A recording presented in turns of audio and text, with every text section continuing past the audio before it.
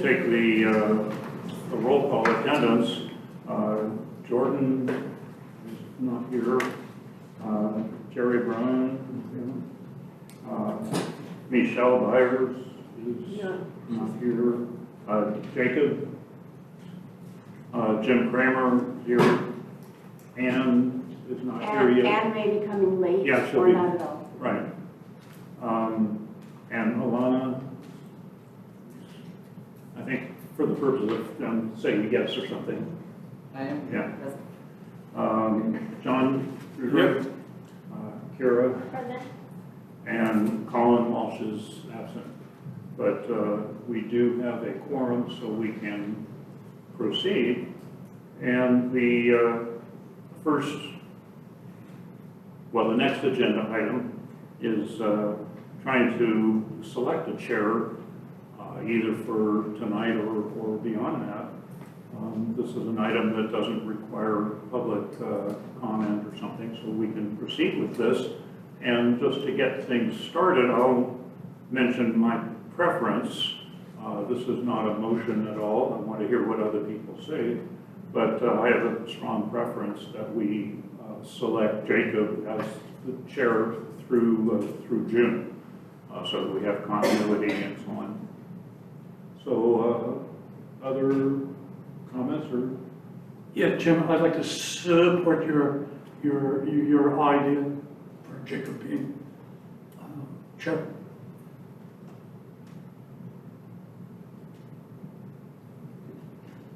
I agree as well. I think Jacob would be a good chair. I would like to also recommend Jacob to be chair. Does anybody wish to speak for some alternative besides Jacob?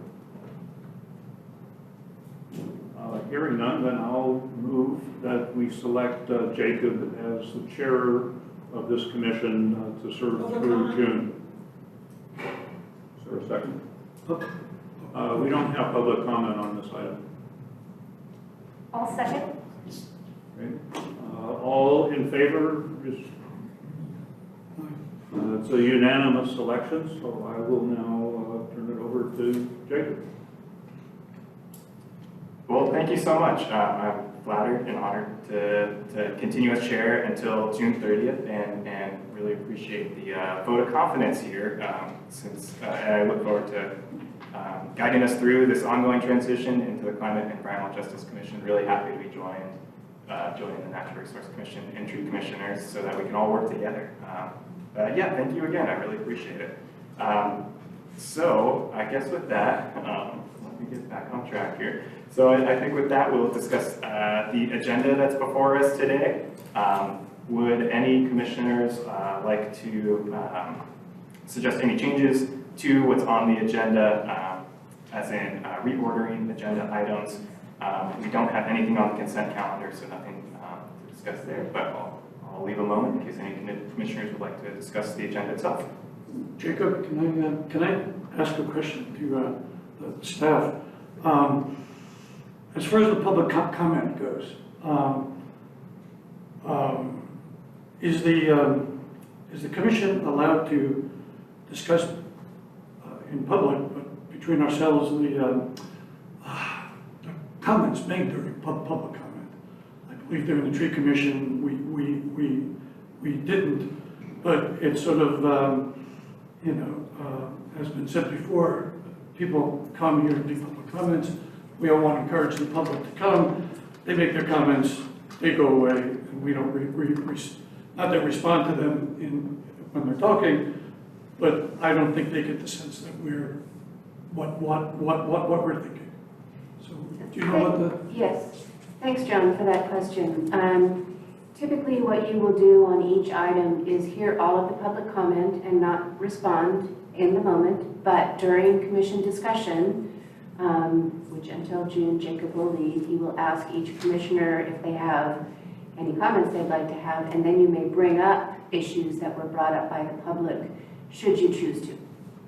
So, and just as a point of order, on the last item, you may at some future meeting, when you have more of your people here, Jacob, you may choose to want a vice chair, which could be supportive for you, that's up to you as a commission. But, and it doesn't need to happen tonight, but just want to put that out there as well. With a commission of this size, it could be helpful. Thanks. Sorry, can I just follow up on that? Sorry. Where on the agenda is the discussion that you're referring to, that the commission has? Do you know where on the agenda that's located? Each item that's a regular item has, starts with either a presentation or an introduction of the item by staff or someone else. And then typically what Jacob has done in the past, and maybe I should be letting him answer this, is he asks for clarifying questions. And then following that, we have public comment, and then there is discussion. Okay, So- I'm sorry that I probably wasn't clear. That's for the individual regular items, but how about our discussion of something that was said during the public comment that wasn't part of the original, number 5 public comment? Do we get to I discuss think you anything? can also have a discussion after public comment that what you would do is ask the chair if you could have some discussion of public comments. I know Katie, If I could clarify, so items that are being brought up that are not on matters of the agenda are not something that the commission can discuss at this time. However, the commission, when we are closing out the meeting and we are talking about the long-range plan, if they would like to instruct staff to come back with a presentation on that item or to meet with that member that's made that comment, we can do that. However, since only matters that are agendized are things that the commission should be discussing at today's meeting, if a public comment is made on a topic that's not on the agenda, you would need to ask staff to put it on the agenda at a future meeting. Okay, so as part of the long term? That is We can correct. bring it up. Okay, thank you. Thank you for those clarifying questions, I appreciate that. Yeah, and for the Natural Resource Commission, we did really try. It's a long time to wait after those initial general public comments, but when we get to that kind of a long-range calendar, which is usually the last item, we do really want to cover those and bring those up for a full discussion. Good, thank you.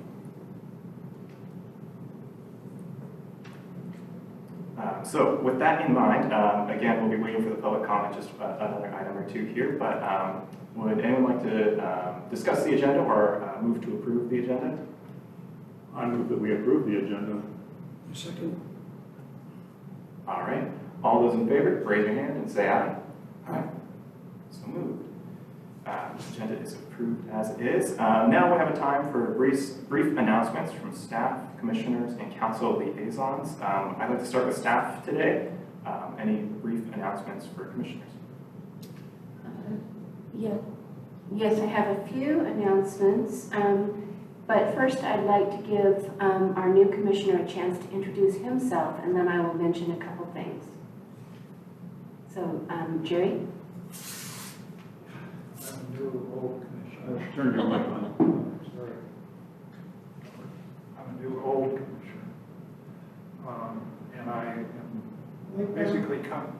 Hello? You might need to get a little closer to the Sorry. Take Okay, are we good now? Perfect. Okay.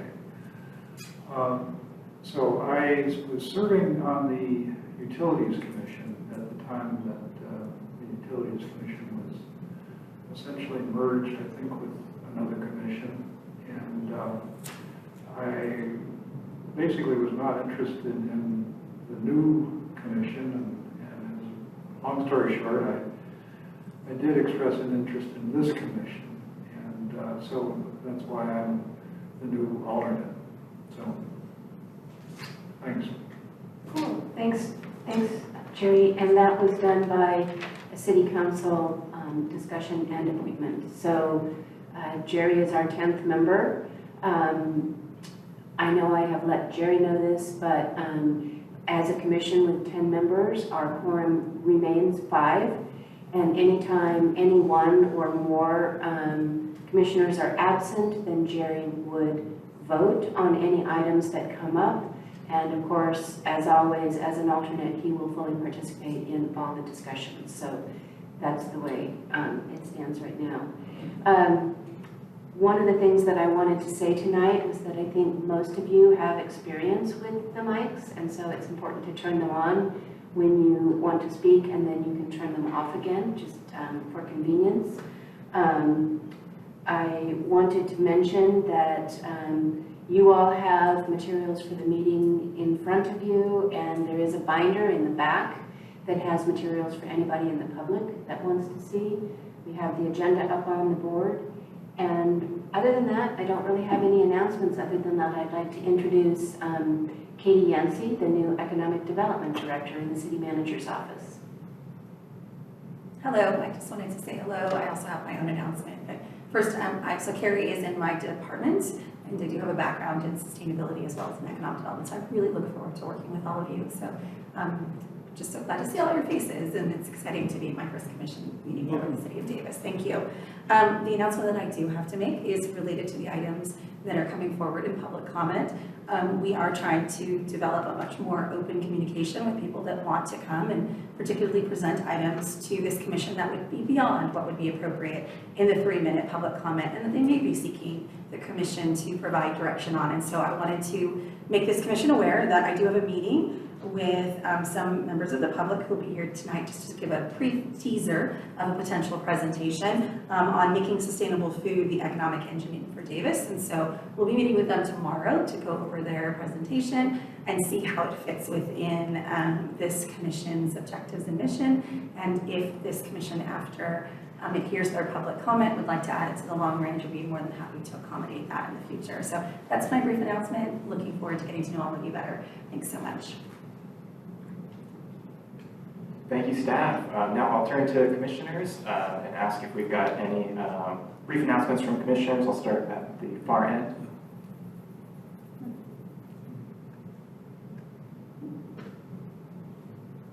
Any brief announcements? All right, well, I'm just very excited, Jerry, to have you join us. Really looking forward to have your experience from the Utilities Commission, especially as it relates to the climate adaptation plan. There's a lot of utilities related items in there, and some cool, we've also been talking about some field trips potentially to the water plant, wastewater plant, so your expertise is very welcome here. And Katie, great to meet you. Thank you for attending, and looking forward to that conversation about public comments. We don't have any council liaisons with us at the moment, so we will skip that portion and move right on to public comments. Now, this is a time for public to comment on anything that's not a regular item on the agenda today. So public commenters, please approach the dais, form a queue, and we can, we'll be giving everybody 3 minutes, is it? Yes. 3 minutes per.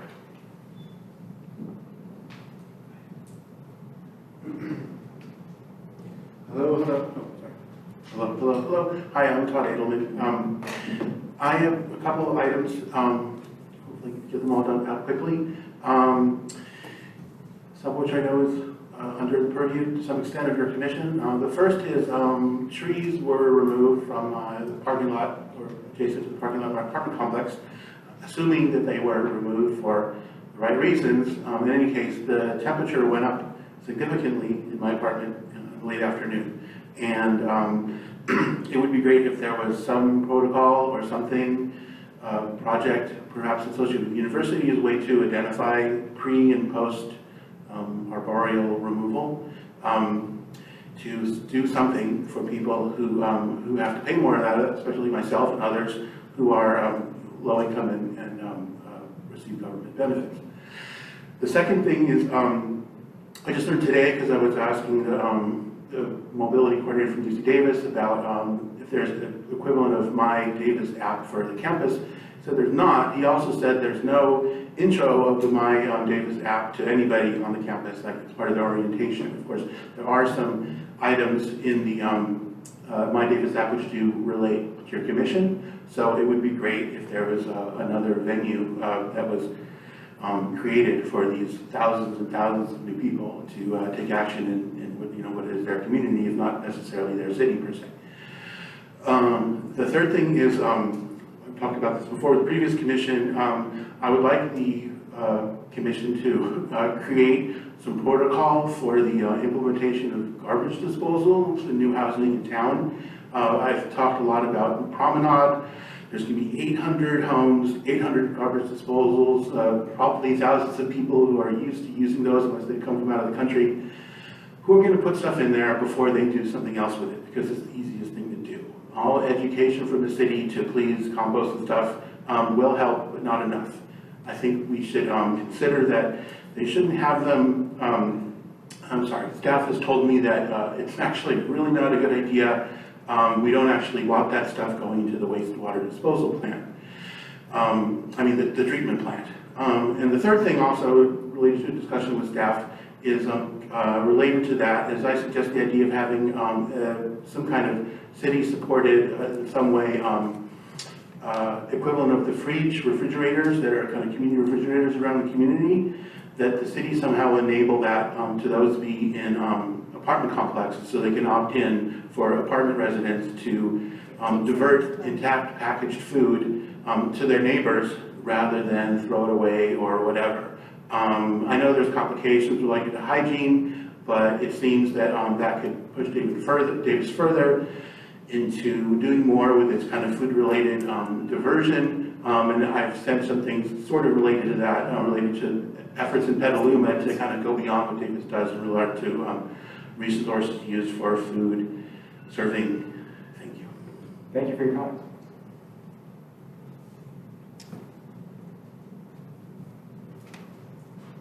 Hello, my name is Anya McCann. I know a few of you. I served on the Natural Resources Commission for about 4 years. And one of the things that I do in Davis is I run an organization called Cool Cuisine. And Cool Cuisine has been around since 2013. We've done well over 75 events in Davis to try to encourage local restaurants to serve more planet-friendly food.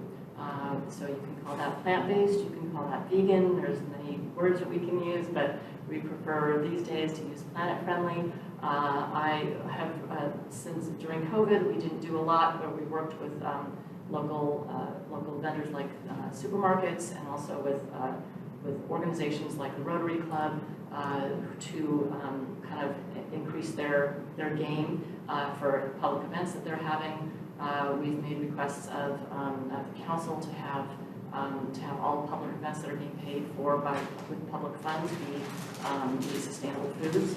And we've arranged 5 events this season, and I wanted to share them with you. I have sent them to you by email, but I've got a little flyer today, and I hope that you'll join us for at least one of them. It's really fun. It builds community. It helps support our local restaurants, especially our locally owned restaurants. And we made a lot of gains, and then in COVID, about 50% of the restaurants that we were working with went out of business. So it's kind of like starting from scratch, and so I'm trying to spread the word. So thank you. Can I hand these to you? Thank you. Thank you. Thank you. Hello, I'm Richard McCann. I'm a former NRC member, as most of you know, because I've worked with most of you at some point while I was on the commission. And I'm here because, as Ms. Yancey mentioned, we are interested in making a proposal or a presentation, I should say, to this commission about making sustainable food a theme for economic development in Davis. And the reason why we had an idea we came up with in 2018, it filtered through into what was called the FED report, Food and Economic Development, of which my wife Anya was on that commission as well. And so it kind of faded away with COVID and things. But now we actually have a new economic development director who's actually has a record of success, which is very good. And so we want to engage the city in trying to revive this idea in order to get a focus for economic development in this town. Because I think one of the problems, for example, with the DISC proposal was that it failed because nobody really knew what was going to go in there. And there's a bigger issue related to how that works. And part of it is we still have a brand that we can work with, that we can use to help prepare us for better economic development.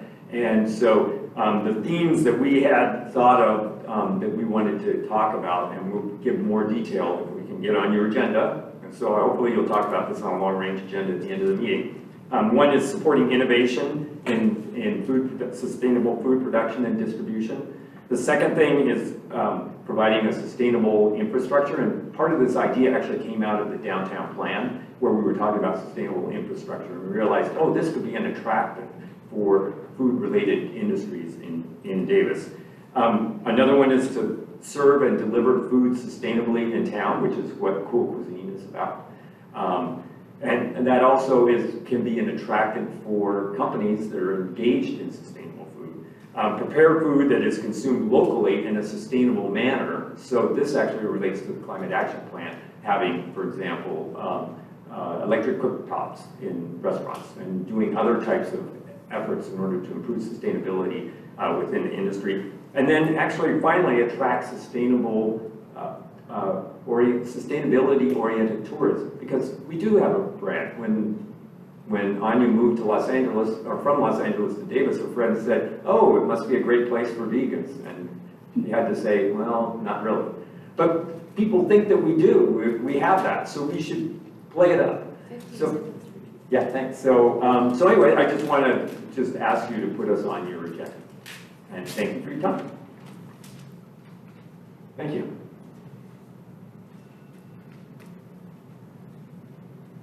Thank you. I'm sad that they didn't provide full copies of the agenda that people could take to their seats tonight. You only have one binder which you can't really take to your seat tonight, so I hope in the future we'll do that. Let me tell you a story about how environmental laws are disregarded and we aren't using the power we have to make our community a better place, and a kind of a cultural attitude that we need to address. Maybe you watched what happened at the Oakshade Mall, the mall where Pole Line comes down on the south side of Davis, where St. Mart is, where the developer came to the city and wanted an upgrade, a change in the zoning so they could put bigger shops in there to use some of the vacant space. And there was a voluntary thing that we would give them an upzoning. And the city favored it, and I thought it was fine. But if you walk through that mall, you notice the trees are abhorrent. They're neglected. They're not anywhere near close to 50% shade. This was not picked up in the staff report, and clearly a quid pro quo, a reasonable quid pro quo, was basically bring those trees up to standards, in fact improve modern standards, because basically they're asking for something from the city, we should ask something in return, we should basically, they should bring the trees up to modern care standards, not those that were 30 years ago. The city approved the upgrade, but there was no request to upgrade the tree standards to modern as quid pro quo for the additional values. Sherry at the time, Sherry Metzger, this community dole, said basically, oh yes, if they don't enforce the tree standards, we'll withhold building permits for the upgrades. But when I called her later, she said, no, we're not going to do that. And says, oh, we're not going to change the tree standards, we're just going to enforce these standards from 30 years ago. So we are frozen in the past, and the city does not want to use the power it has, discretionary power, to basically cause upgrades to retrofit our developments to modern standards. And I know we're planning on upgrades to other shopping centers, and we're not going to force them to do upgrades of environmental things as a result of the quid pro quo. What was really upsetting when I talked to Sherry, said, you missed that there was a tree issue here. And she said, don't you do literature research, look for letters to the editor and comments about developments when developers come to you? She says, no, we don't look look for issues in the community hazard development. The only chance this community has to input is basically if they catch the agenda item, they can show up at the public comment period at the public hearing at the last minute. So our city planning staff isn't really looking for public input or public involvement in anything other than their work. She says her job is technical, not involved with the public. The council's responsibility is for public input, not her job. This is really disappointing that we really are siloing our issues and we're not trying to upgrade and retrofit upgrading standards in our city. Oakshade Mall was named for the trees they cut down, and we have terrible trees there, and no one really cares about bringing them up to standard. So this is, and by the way, you guys missed the environmental impact statement for the Palomino Place. You guys should have commented on it. The city doesn't want your input because they didn't give you the environmental impact statement for review. Thank you very much. Thank you.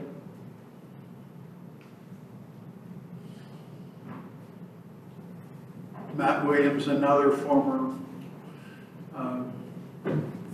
commissioner in your predecessor commissions.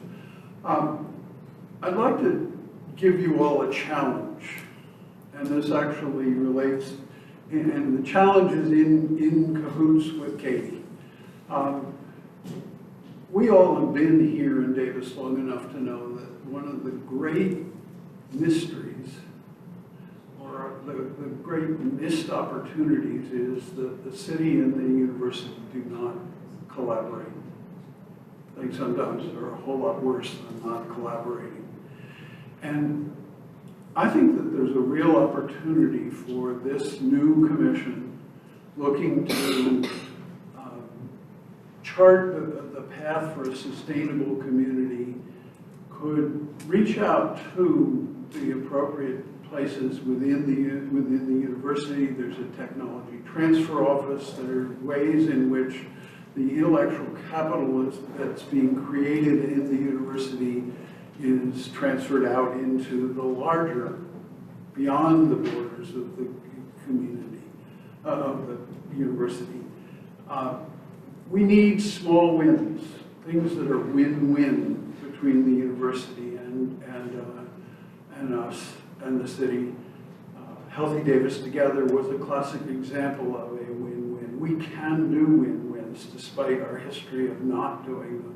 So my challenge to you all, working together with your staff liaisons, is to be looking for opportunities where we can build a bridge across Russell Avenue and make it a community together as opposed to two different communities looking across a wide gulf at each other. Thank you. Thank you.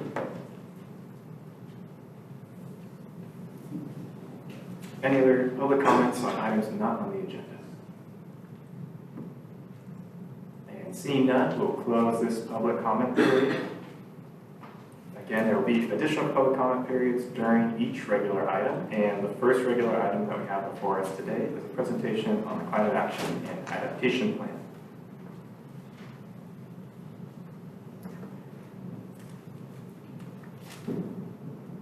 Just a moment. Thank you.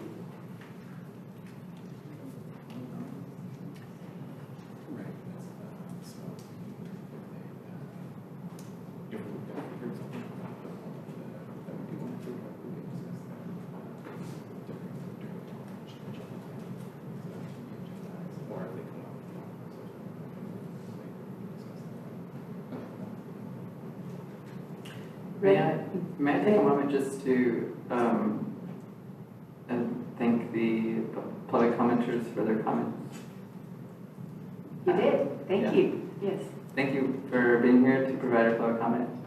We will consider what you have said, and we'll see what we can do about what we heard. Thank you. Thanks, Alana.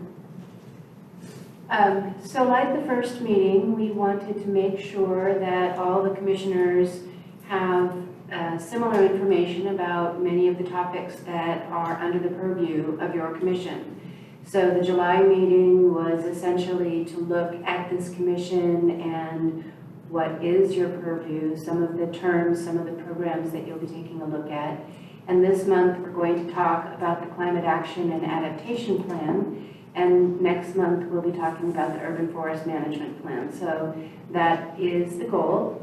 The slideshow that you have is really to... we don't have anything. You don't have anything on your screen, but there is a printed copy of the slideshow. I believe that since this is being projected, you can turn on your monitor and you will see what I am projecting. Does anyone need some help with that? Did that work, Alana? On the top? Yeah, the button on the top. And then you have a printed copy with 3 slides per page if you want to take any notes or whatever. Is everybody set? Okay, thank you so much. We're all getting used to this new space. I guess the tree commissioners have been here before, but this is only the second meeting I've been in this space, so thanks for your patience. So the purpose of this presentation is to bring you all up to speed on the CAP process and the progress. And we will cover in these slides a brief background of the CAP which was adopted, information on our ongoing efforts to implement CAP actions, and some next steps. So, first of all, the Climate Action and Adaptation Plan was adopted on April 18th of last year, 2023. The plan was developed based on City Council goals that were identified prior to starting the project. Some of the key goals were carbon neutrality by 2040. That was an upgrade or an update to a previously stated goal of carbon neutrality by 2050. That happened during our climate resolution in March of 2019, among other standards that the city was addressing. And council wanted the project to identify cost-effective and measurable actions to attain this carbon neutrality, as well as to address climate risks, and to fully incorporate diversity, equity, and inclusion into the resulting document.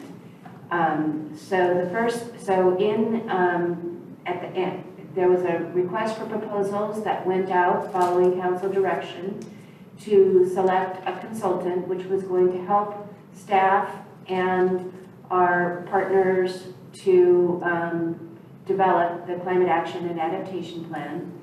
That consultant started by gathering all of the information that we had already established from the 2010 CAP and some of the actions that were happening there to help set some climate targets.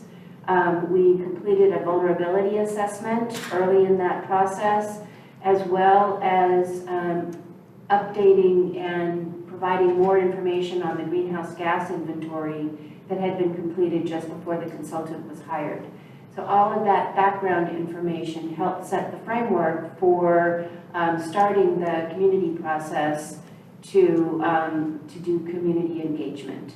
That was another one of the goals of City Council, was that this would be a very robust community engagement during development of the CAP actions. So throughout the course of 2021, we had 7 online workshops, 2 online surveys. We had monthly meetings with the Natural Resources Commission and other commissions that sent liaisons, pop-ups, and a number of other actions to identify community-led climate actions that we should incorporate. I think many of you were involved in some of that community outreach and in selecting the CAP actions. And much of this is included in the executive summary of the Climate Action and Adaptation Plan online on the city's website. Pretty easy to get to, and it was in your packet last time, the links. So, and I'm happy either during this meeting or later to answer any questions that you may have about that process. I did, since this is the Climate and Environmental Justice Commission, I did want to focus on some of the ways that throughout this process, which of course happened during COVID, so most of this was done remotely, which was a big shift from the time that we first put out our request for proposals to when we started implementing the outreach. But just as an aside, I want to say that I think we got a lot more participation by a broader group of Davis residents than we might have had all our meetings been in person. So that was actually an upside, even though it did make it difficult to make sure that we were getting outreach to all of the people that we wanted to talk to. So the vulnerability assessment identified geographic areas of environmental justice communities so that it would help us with our DEI approach. We did specific outreach to vulnerable and marginalized groups throughout the community outreach process to make sure that we were getting information. I know it was a big focus of the Natural Resources Commission and some of our subcommittees that should happen. And then once we gathered all of the potential actions and went through a process called the action selection and prioritization process that tried to make sense of what were the top actions we wanted to do. That process, the ASAP process, the primary climate goals were greenhouse gas reduction and addressing climate risk through adaptation actions, but we had a whole lot of co-benefits that we were addressing. One of those co-benefits was equity and inclusion, and that co-benefit was double weighted during that process to make sure that we elevated those actions that both addressed DEI, diversity, equity, and inclusion, and also identified where any actions may have been a detriment to DEI.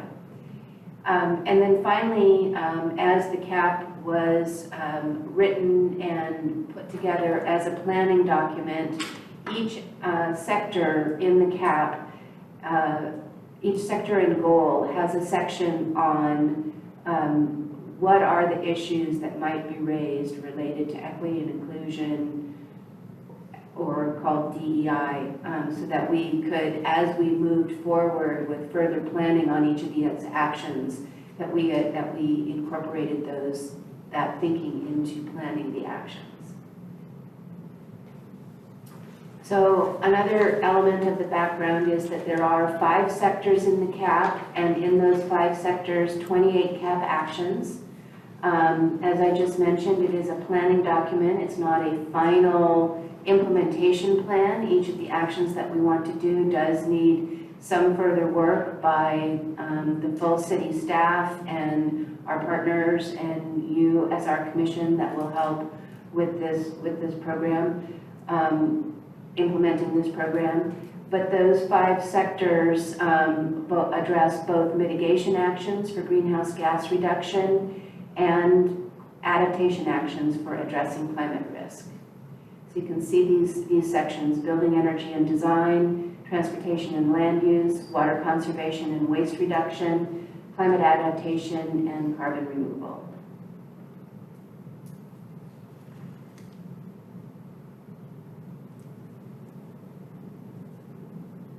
If you're interested more in how the ASAP tool, or action selection and prioritization, worked to go from those thousands of actions, or at least 1,000 actions identified by the community, down to these 28 actions, you can take a look at the CAP document in section 2.2, pages 35 to 38.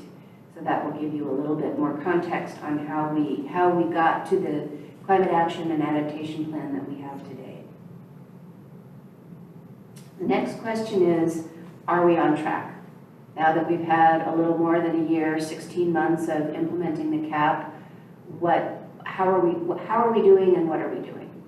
So the next slides are going to address issues about funding and resources, our continuation of developing data, how we're implementing the soft infrastructure to support our CAP development, and then some of the specific actions that we are currently implementing and how we're working on those. And also want to mention throughout this presentation that regional collaboration is very, very important. So we do have connections with UC Davis, with a Sacramento area, city and county climate task force that we meet with regularly to help us see what other communities are doing and how we might tie in together. We've been doing some grant applications, and we work very closely with Yolo County and the cities in Yolo County as well.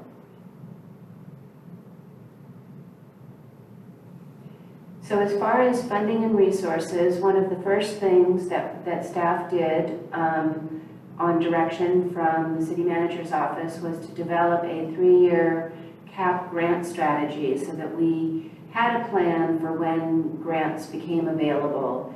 It was a point-in-time strategy, knowing what grants were available at that moment, but it's also flexible to allow us to address emerging opportunities for funding coming from grants.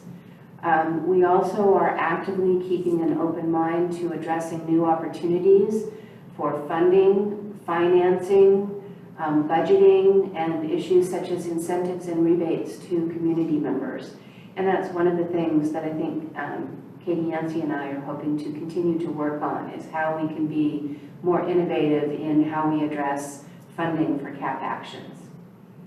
I already mentioned our regional collaboration with local jurisdictions and community partnerships, and making sure that our shared objectives are pointed out and that we work on those. But we do want to acknowledge that there is currently a funding and resource gap existing for CAP implementation. So we're continuing to address that, but we don't have a plan at this moment for how we'll do all 28 actions between now and 2040 to reach carbon neutrality. That's the reality. So the data development that we're continuing to work on, we have now hired a consultant to help us with our climate dashboard that we're hoping to roll out this year. This will track progress metrics, the time frame for action implementation, how we're doing with amounts of greenhouse gas or GHG reduction, as well as other data for individual actions. So we're very excited about launching this dashboard that's in its early stages, but it will be used for internal staff use because we're relying on all departments to help us implement the CAP, for council and commissions to get information, as well as being available to public members to use for external community engagement and information sharing. So this dashboard will carry a lot of weight. And concurrently, we are beginning to address an updated greenhouse gas inventory. The inventory that was completed right before the CAP was started used a 2016 baseline year, which means that all of the data collected was from 2016, which was based on a couple factors. It was a regional GHG inventory, and we were working with Yolo County and the other cities, and that's what the other cities and county had already been doing. And it was also the information that was available at that point through PG&E and other data sources. So we're hoping to update that inventory for a 2022 or around then baseline year. So the soft infrastructure that we are now doing to help us do our CAP implementation is, as I said, relationship building with city county governments, air districts, UC Davis, and community partners, as well as reestablishing the internal city department-wide CAP implementation team that we had as one of the key factors for developing our CAP actions. So at the time that we were developing the actions, we had an internal team that had a representative from every department and the staff liaison from every commission, as well as some other key individuals. So we used input from that, the input from our community engagement, and the input from other, from the technical advisory committee that met a few times during development. That was really a technical team that helped us. So that citywide team has been somewhat on hold since the CAP was adopted. We have met individually with departments, but now we want to restart up the citywide team that will help address how do we set our priorities and implement the CAP actions. We're also working on some internal and external newsletters, updating our website, information sharing, and social media. So as those things evolve, we'll bring that information to you. So also at this time, we are implementing a number of CAP actions, and those that are community facing, I want to list for you, but I'd also like to point out to you this graphic that we developed. We developed two different graphics for what does carbon neutrality mean. And these are not included in the CAP. They happened after the CAP was developed, but we have used it in some of our social media and marketing efforts. And we feel that this really helps people understand visually how carbon neutrality works. So some of the actions that we're currently working on is in the building building and energy design section, we're actively working on some building decarbonization efforts. We have a contract that is just about to be signed with Yolo County and with the group that is helping the Bay Area Renewable Energy Network, BayREN, implement home energy scores, which will help us establish a baseline of what our existing single-family residences, what energy they use, what improvements need to be done. And we're very excited about this implementation of the home energy score and doing it in collaboration with Yolo County. Yolo County will be doing 50 assessments and Davis will be doing 50 assessments, so that will give us a whole lot of data as well as information about how to scale up. We've been doing a lot of work on electric vehicle charging, as you've probably all been hearing. We did have some money that originated with a SACOG grant in 2018 that then became, through a fund exchange agreement, became City of Davis funds. And that has helped us fund planning for some EV charging infrastructure that is public facing. We're just about at the end of doing our construction documents and going out to bid for a number of level 2 chargers, level 3 DC fast chargers. We've already purchased 2 mobile solar chargers, as well as an electric vehicle that are part of the basic agreement with SACOG to complete that grant. We expect all of that to be installed hopefully by the end of 2024, so you'll see that we have some city-owned infrastructure for EV charging that the public can use to add to some of the other EV chargers that are out there through Electrify America and other sources. The other thing, and then we also recently received a grant of $23 million from the Federal Protect Grant Program that will be used for cool paving. So those are all examples of community-facing CAP action implementation. As far as municipal actions, also related to fleet, we have completed our fleet transition plan and had it adopted by City Council. We have grant applications in progress to pay for both fleet vehicles and fleet charging infrastructure. So we may have more information on that as we move forward. We're also very pleased that all municipal energy accounts have been switched to Valley Clean Energy 100% renewable ultra green.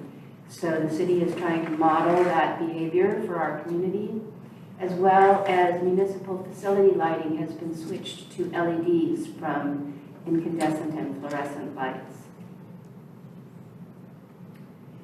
So finally, we do have some decisions that will be largely discussed by staff, but we'll be talking about the commitment in the CAP for the 2040 carbon neutrality target and how we might meet that.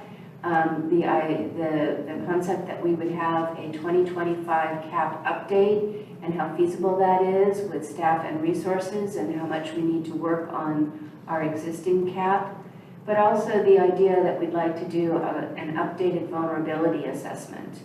And of course, we're continuing our community outreach, engagement, and social media actions. So those are some of the decisions that we need to address in upcoming months. And the graphics that are on here are from the CAP document showing that we don't necessarily meet our 2040 target at this time, but we do have time to implement emerging opportunities, statewide and federal opportunities, and to continue to reassess our target. So although right now we don't have a path toward carbon neutrality by 2040 with our identified actions, at the time that we adopted the CAP, we knew that this would continue to evolve.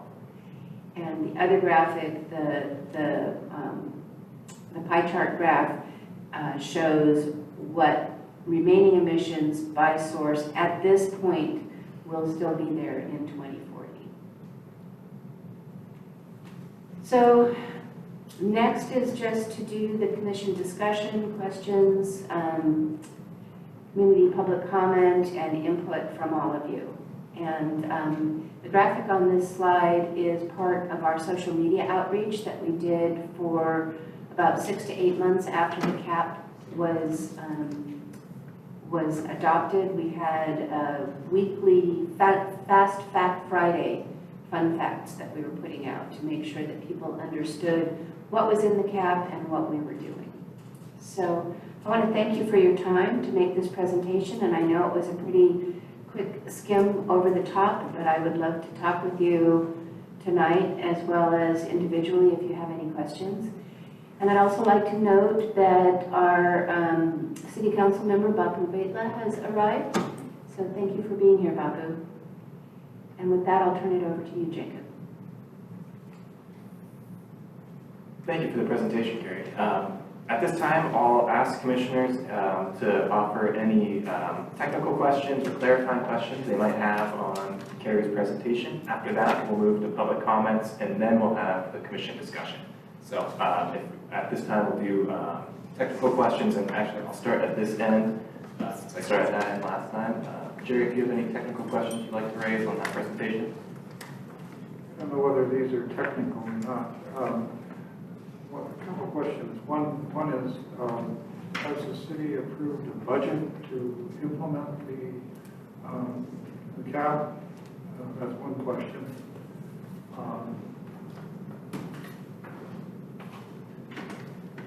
We, at this point, do not have a full budget for the CAP, but I'm going to turn that over to Katie, because she and I have been talking about that. So the CAP is an implementation document that has to occur over multiple budgets. And so one of the items that we'll be working on, to answer your question, is Carrie's correct, no, we don't.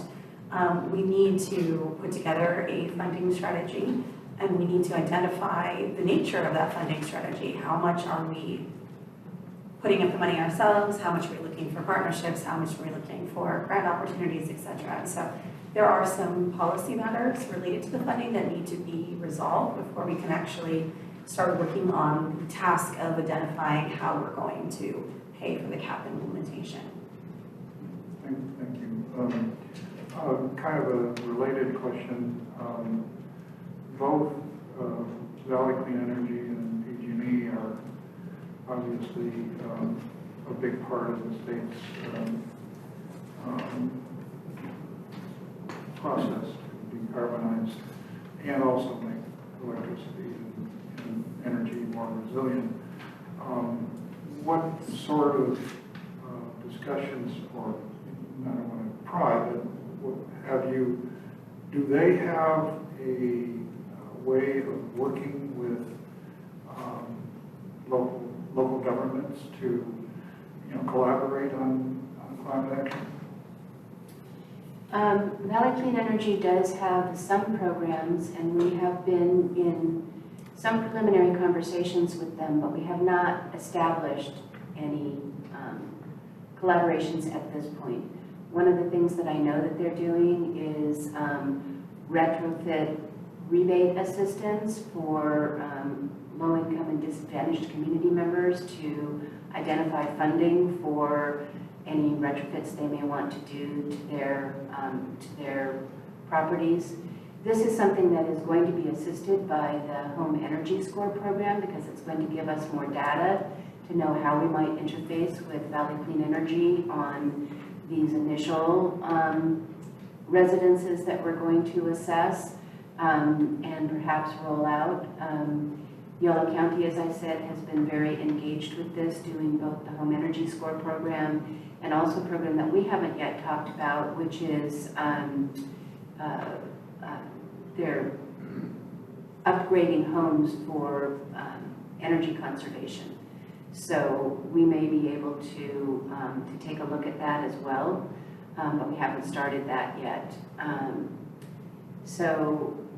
And PG&E is affiliated with BayREN, and so we'll be taking a look at that, but I will say that we're sort of at the initial stages of implementing some of these things. So those are really good questions. I would think that especially with PCE, the city would have some influence. And so I think if you were able to identify some items, on the list, high up on the priority list that relate to energy, I would think that might be able to get PCE to collaborate and perhaps share costs. We do have some programs that I didn't put into the presentation because they're still not quite ready to talk about, but as those get rolled out, assuming that we do, I want to bring those to you, but I really wanted to present some things that we know that we've gotten some way into. Some of those programs that we've discussed with the city manager do involve Valley Clean Energy, but they're not really ready to talk about yet. But I do appreciate that comment. I think Valley Clean Energy can be an excellent partner. And they're actually mentioned in many of the CAP actions as to how to roll these actions out. If I may comment on your PG&E question, if that's all right, is I would like to add that PG&E has a delicate relationship with the city because in addition to providing our gas and electric, here we are running into issues that were identified in the 2023 CPUC, California Public Utilities Commission report that identified that they are years behind in upgrading their facilities for safety purposes. And in many cases, they have a backlog of up to 4 years in replacing poles or underground infrastructure. And so the city is attacking its relationship, and I use that term correctly, attacking its relationship with PG&E on multiple fronts, not just in the sustainability front, but also in assurance, ensuring that one, we can address issues of energy poverty, which would be under this commission's review, also address issues related to economic development, which unfortunately is not, but these are issues that we have related to PG&E. They're not just in terms of trying to address climate change, but our relationship with PG&E is tenuous because we have multiple topics that the city needs to discuss with PG&E, some of which are under this commission's purview. So I just wanted to clarify that you may not hear everything that we're doing with PG&E here at this commission. Yeah, and I understand that obviously the city has an agreement with PG&E, a formal agreement that comes up for renewal every so often. I don't know when that comes up for renewal, but that could be an opportunity as well. Thank you for those questions, and I did misspeak earlier, not really technical, but like more clarifying questions, just as you did, so thank you very much. And Elaine, do you have any questions? Yes, I'd like to thank my colleague here for sharing his comments. They were insightful to me. I only have two, there's a lot here, but I just want to focus on two things. One of the things that I'm interested in is seeing a metric for the community engagement in terms of the outcome of these workshops and surveys and pop-ups and so on that was mentioned, like how many people show up, what was the response, the reviews, that sort of thing. And it would be interesting to know whether that's ongoing, if the sort of engagement, if that's building up, or if it's my question is because I would, as this unfolds, the more engagement from the community, the better on these situations. But if we don't have metrics to determine the actual number of engagement, then we can have like 20 workshops, but if no one comes, then no one comes, you know. So that's one question. The other question is, how much engagement should we be aiming for? So, you know, let's say we put in all this effort, but no one shows up to these workshops. That means there has been no engagement, which means we're still not engaging the community. So that having those metrics will help us like better determine the quality of our own engagement programs. So that's a question I have. The other question I have is if there's any work done on the non-local outcomes for our local strategies. Like, for example, if we're going to move to more electric vehicles in the community, how does that impact the carbon output elsewhere, potentially, because we're going to be using more electricity here. We might be reducing local carbon, but increasing carbon emissions elsewhere, and so I want to know if that's being looked into. The other question is also similar here in terms of our local implementations. For example, the way that the industry often works with electric vehicles and batteries is that they don't necessarily have the best global practices to mine the metals and these sort of things. And so if we have local solutions that are producing an increased amount of global problems, then we're not necessarily fixing anything, we're just putting it somewhere else. So I wanted to know if there's a way for us to be more proactive in determining whether our local solutions aren't negatively impacting things outside of our community that we should also be mindful of potentially. So those are my two things. Thanks.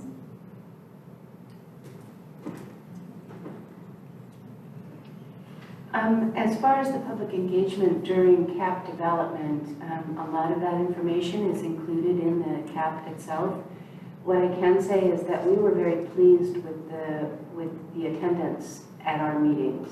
Each of the meetings had between 30 and 80 or so people, and they were different people. We did a lot of pop-ups at the farmers market.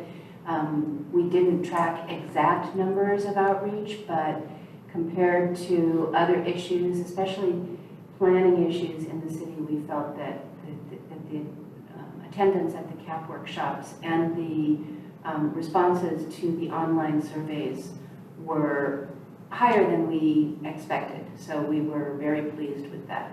And also, we were getting different individuals at each of the meetings. So it wasn't just, like the same 20 or 30 people each time.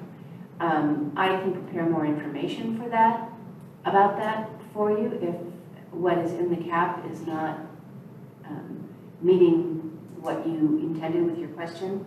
And we are going to be continuing with outreach as we develop more actions. So I don't know, Katie, you said you wanted to say something? Well, I just wanted to add to the commissioner that community engagement is an iterative process. And if we do something that we only get 2 people responding to, we know we've done it wrong and we need to go back to the drawing board and re-engage in community engagement. What works for one topic might not work for another, might not work for the particular population that you're attempting to reach. And so community engagement is like a skill that you develop over time, and the best way to do that is with practice. So I just wanted to assure you that one of the sort of principles of community engagement is if it's not working, go back to the drawing board and attempt to find a new way. So sometimes those metrics don't relay that iterative process, but I did want to share that Carrie can provide the information, but it may not fully describe everything that we did, because sometimes we try something and it flopped, and so we go back and we try something again, and we learn from those lessons. I just wanted to share that with you. Let me just make a couple of comments too. There we go. Commissioner, how do you pronounce your last name? Sorry. Gamage. Commissioner Gamage. A couple of points that you brought up I think were really important and were linked to discussions that council has had, certainly during my tenure, but much longer. And one is, what is the target for community engagement, not just in terms of numbers, but diversity, socioeconomic diversity, racial diversity, gender diversity, et cetera. So, as we're going forward, there's the general plan to look at. And council has indicated interest in placing commissions kind of at the head of figuring out how you do community outreach. And so this kind of discussion about how do we know that we've succeeded in bringing a representative view of Davis to the table on the various elements that are relevant to climate and environmental justice. So there's certainly the required conservation and open space elements, but there also is potentially a environmental justice element. So those questions, I think, on metrics would be great to flesh out more. On your second point, I really like the way that you framed this, non-local outcomes for local programs, policies, whatever it is we do. And you gave an example where we might be doing something better, but then outsourcing the impact somehow.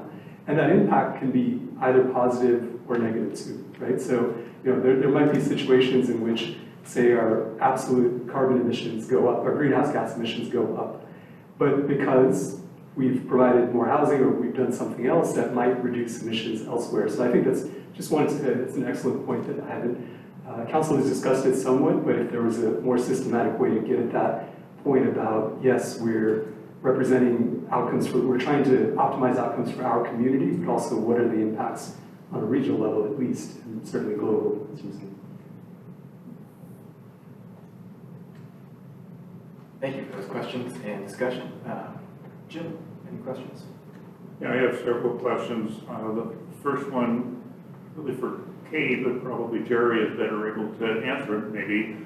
Katie, you mentioned CPUC in connection with PG&E, and broadly speaking, CPUC in the last year has passed resolutions and policies to deliberately discourage rooftop solar, whereas I believe our CAP is trying to encourage rooftop solar.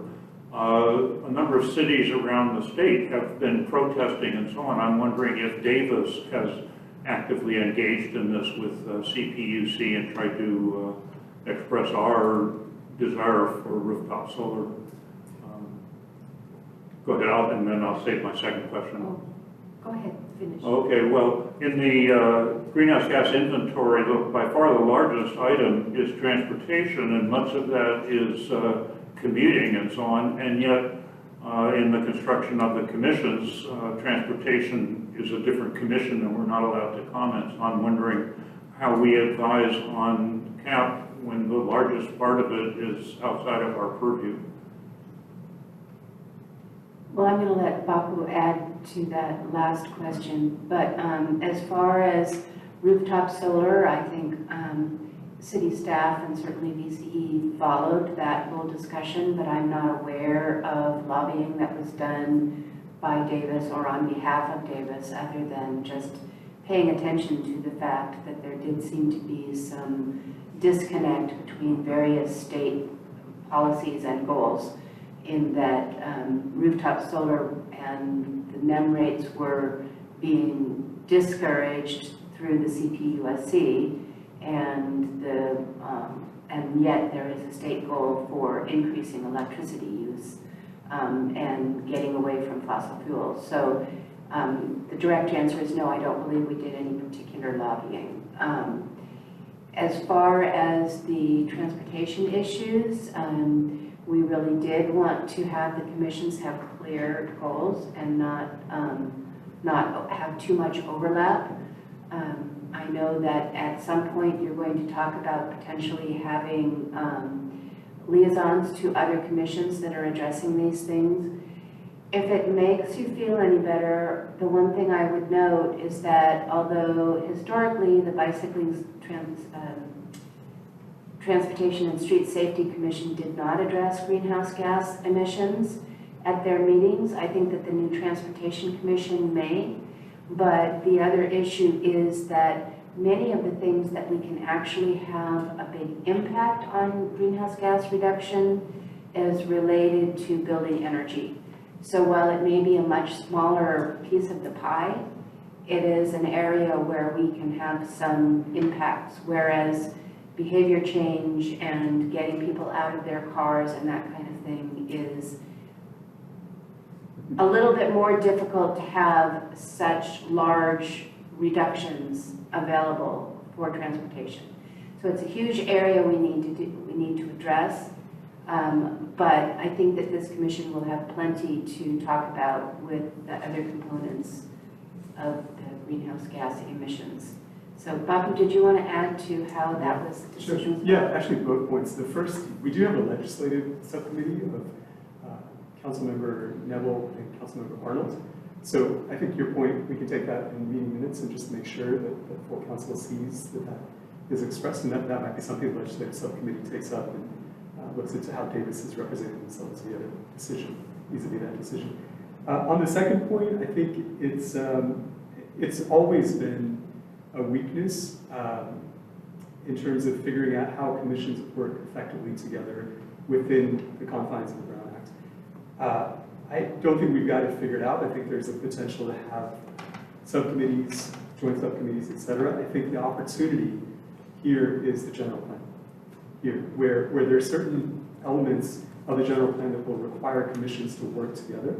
And for that purpose, we're going to need to create avenues by which it can happen in a smooth way without violating any Brown Act provisions. I would also say that the Transportation Commission, their new summary of the responsibilities, the second bullet point is to serve as lead commission on the implementation of transportation aspects of the CAP. So they are given the responsibility of looking at emissions as far as transportation, but I completely agree, Commissioner Kramer, that we need to figure out a way for you guys to meet and more smoothly work together. And again, I think the general plan is the opportunity, it's the sort of necessity pushing that. Yep. Sure. I just wanted to confirm that it was okay for me to talk after so what I wanted to say, Jen, because you did actually direct the question towards me, was related to our relationship with PG&E and what they are doing at the CPUC as it relates to, in some cases, undermining local government's authority to sort of encourage and incentivize certain activities. The relationship with PG&E is going to be discussed as part of the economic development strategy that I'm working on. Again, I apologize, not under the purview of this commission, but I do want to share it for the good of the order. That is an issue that we're having, which is that the policies that they are advocating for do seem to be at odds with some of our local initiatives and many of our local economic development initiatives. Looking at the amount of electricity that the grid can support is an important part of economic development. So finding those alternative ways for multifamily or industrial uses to support their own electricity needs are something that is critical to the economic development agenda for the city. We are still in our infancy working on that, but it is on our radar. And we did recently apply for a grant that would have funded, if we receive it, so knock on wood, that would have permitted us to fund doing an economic development strategy for PG&E that would have touched on these issues. And if we receive that grant, we will come back to this commission to talk specifically about the implications that solar has on supporting the health of our energy grid. I'll just mention that one of the major criticisms of the CPUC has been that it totally ignored the value of rooftop solar in reducing transmission costs. Thank you, Jim. I do want to do a time check for us all. Just a reminder, we have a couple more items on the agenda, and it's up to 7:15 now, so we've got time for more questions, more discussion, but just keep us all on track. And Kira, if you have any questions. Yes, thank you. I have a couple. I was curious with the building decarbonization, how those 50 homes were chosen to assess, and will apartments also be looked at for home energy scores? So that's kind of one piece. And then secondly, unrelated, it said in the soft infrastructure that you want to reestablish internal city department-wide teams to address the CAP. Has this already happened? Do you know when these teams would start looking at it, or when kind of this would occur? So related to selection of the properties, that is our next step. We haven't done that yet. We're just about to talk about how we're going to select those. We are focused on low-income and vulnerable households because we would like to address some of those issues.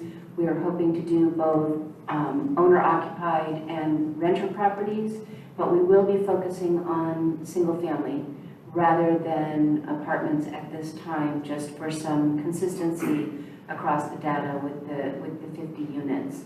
Multifamily would be a next phase, hopefully, and by establishing some of this baseline information, that would allow us to address multifamily properties. I will say that Davis has over 50% of our properties are rentals, and that does include single family. So I think that we are kind of getting at the crux of that when we talk about single family, even if it's not multifamily.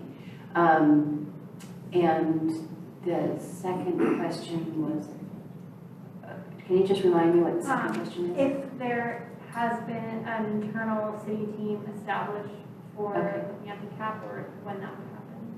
Yeah, Katie wants to answer that, but I will start by saying that we have established the people on the team. We looked at who the team was before. We have had meetings with many of those people, and now I'll let Katie mention how we came up with the team, but our upcoming meeting is within the month. So, and that will be ongoing concurrent with individual meetings with departments, because those are also very important so we want the full team to address some of the overarching issues, and then we want the individual department team meetings to address specific actions.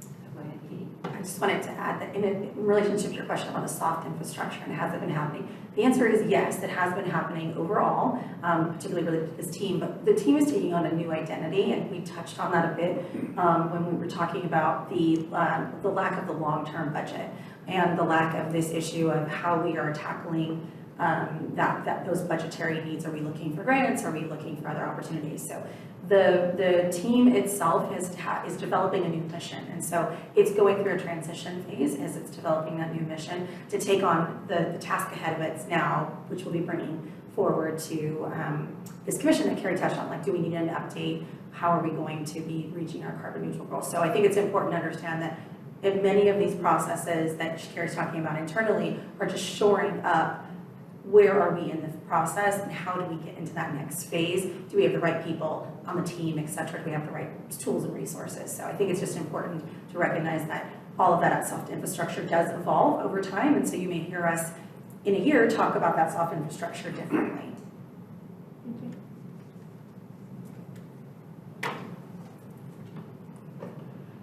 Thanks. I'd just like to start off by thanking Carrie for her slides and presentation. I wasn't involved with the development of the CAP. I know it was very complex. There were a lot of issues involved with it, as everybody else knows.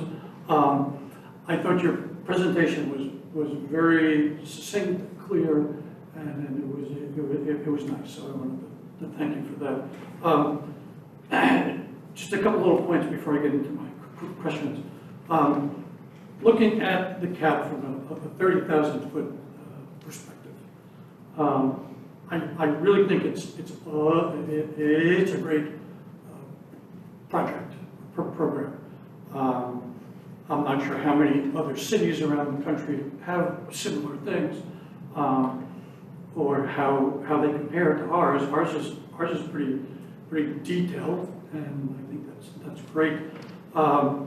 So I think in terms of what the city's trying to do, city council and city staff, I think it's very commendable that you have this thing. You know, each journey starts with a single step, right? And so so that's the next point, is that all the details of such a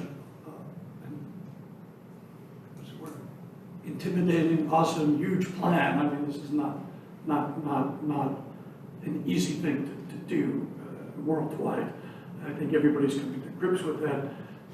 Is that the details take time, and you probably have heard, I'm sure, and you will continue to hear a lot of comments about, well, you're not doing enough of this, you're not doing enough of that. I think from the 30,000 feet level, I think those details take time. It appears that you guys are on the path. But to round that out, I think progress reports like the one you gave today, I think they're really important things. They not only tell community and commissioners what the progress is, but it also really just highlights the fact that I was making, that these things take time, you know, and you would get feedback, well, we don't have a lot of time, and that's true. And so that's the good and the bad of the whole thing, right? And so, so I think anything you could do to get the progress out, if you're going to do annual reports or biannual reports, you know, or whatever. So getting to some specifics, let me first start with Jim's issue, because I've been thinking about this as well. The numbers, well, 75% of the greenhouse gases come from cars, okay? So I think and I know this is still in progress, okay, so I do understand that. But maybe take this into consideration as the progress goes on. This commission, the old NRC, has a lot of experience with this, technical experience, on the ground experience, having to work through it. I think to adopt an approach where, well, now the Transportation Commission, well, that's under their new agenda now, or their new agenda, their new charges, and take this new committee out of it, as they've been developed so much in the past. I think, I think that's not a good way to go. You're right, Kerry, that there are a lot of things that this commission can do, but this commission's horsepower goes way beyond those other things. And transportation, I think, is a huge and very sharp tool that this commission has. So, Commissioner Rear, I do want to remind you, this is a time for questions, clarifying questions.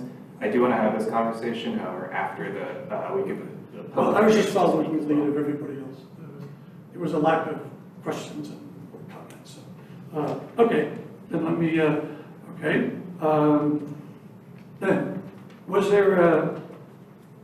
has there been an analysis of the city's ability to fund the cap? The budget for a city seems pretty small to fund this cap. No, there has not been. We will be doing that because we recognize that this gets to the larger issue of how we implement the cap. Okay. And as you know, the budgetary decisions go to the council, so we'll be bringing that to the council as well. Great, okay, so that's in the works. It's in the works. Yes, it's in the works. Okay. It's not a small deliverable, as I would caution. No, Yeah, that you're not expecting it in our next presentation. No, maybe the one after, yeah. I like your energy. Yeah, you're right, yes. Okay, the other question was, is the Planning Commission of the City Council considering building code, or to what extent is the Planning Commission and the Council considering fairly rapid changes to the building codes to support these things that you're discussing? Okay, are those all of your questions? Well, that's a question, yeah, I'm just waiting for Okay. it.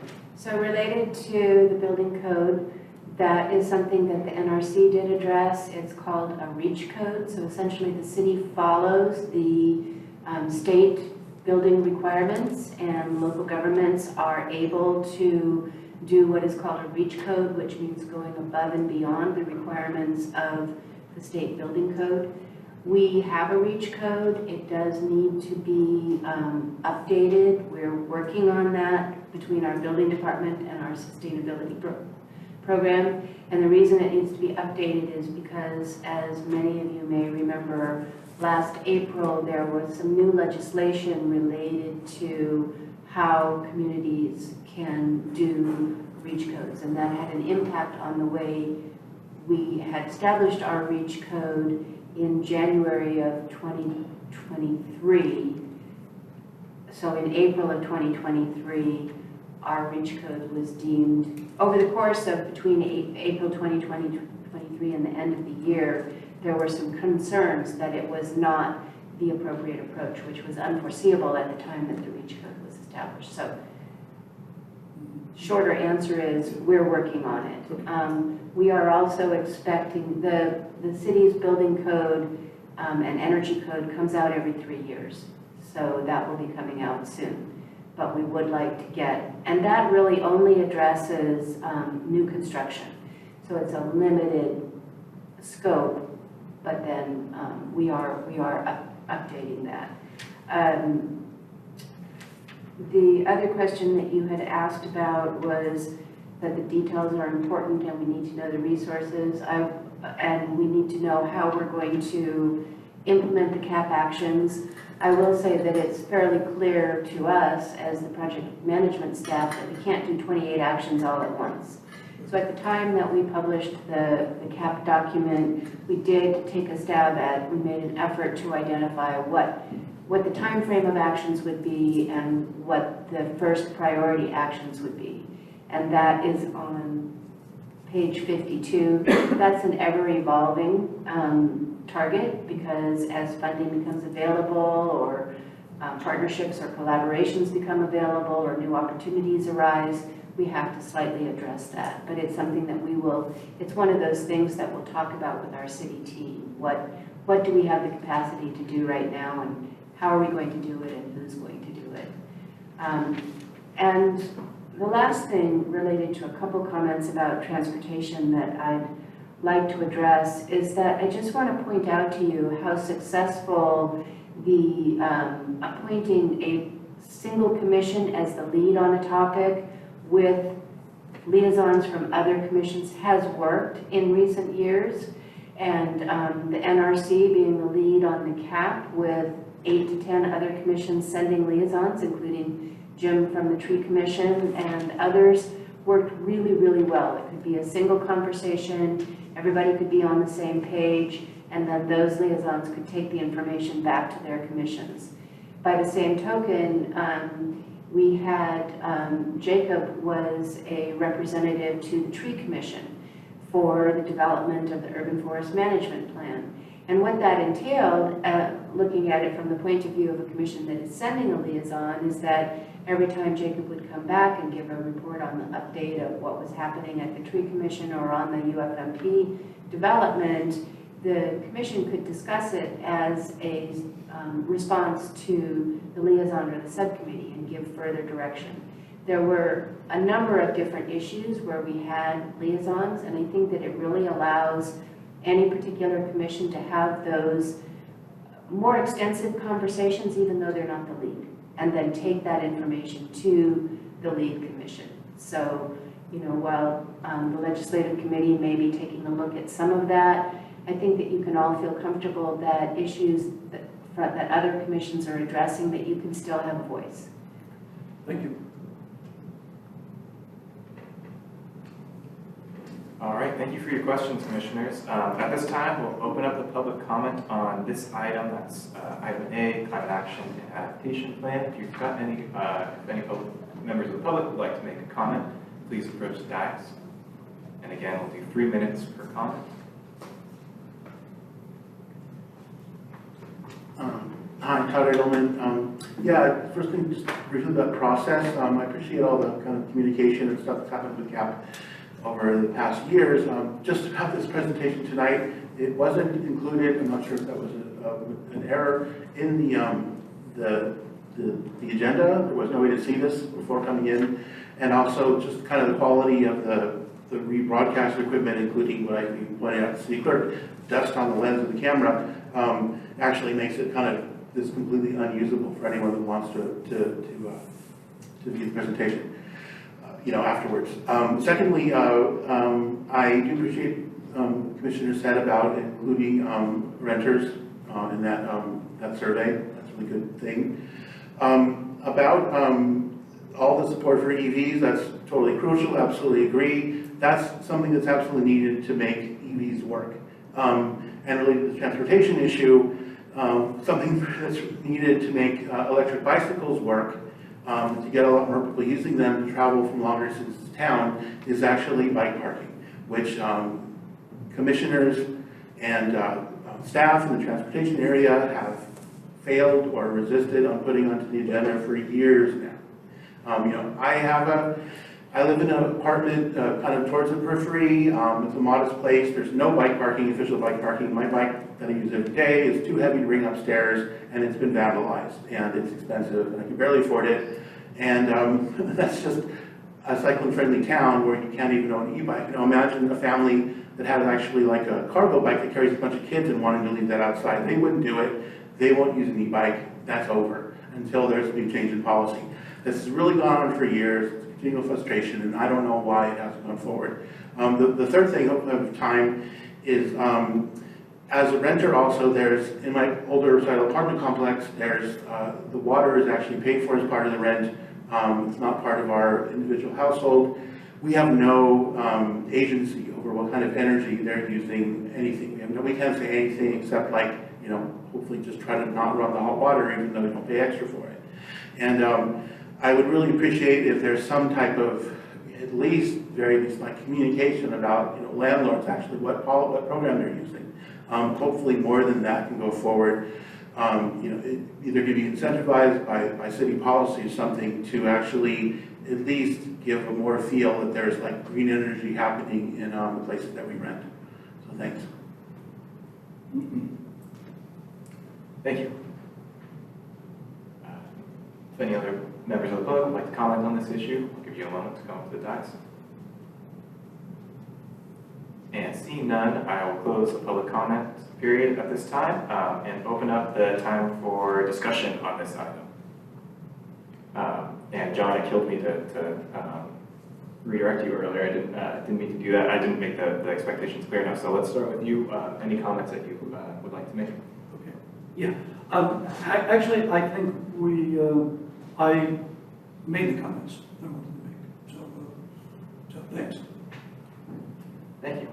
Kira? I don't have any additional comments at this time. Thank you everyone for providing such helpful information.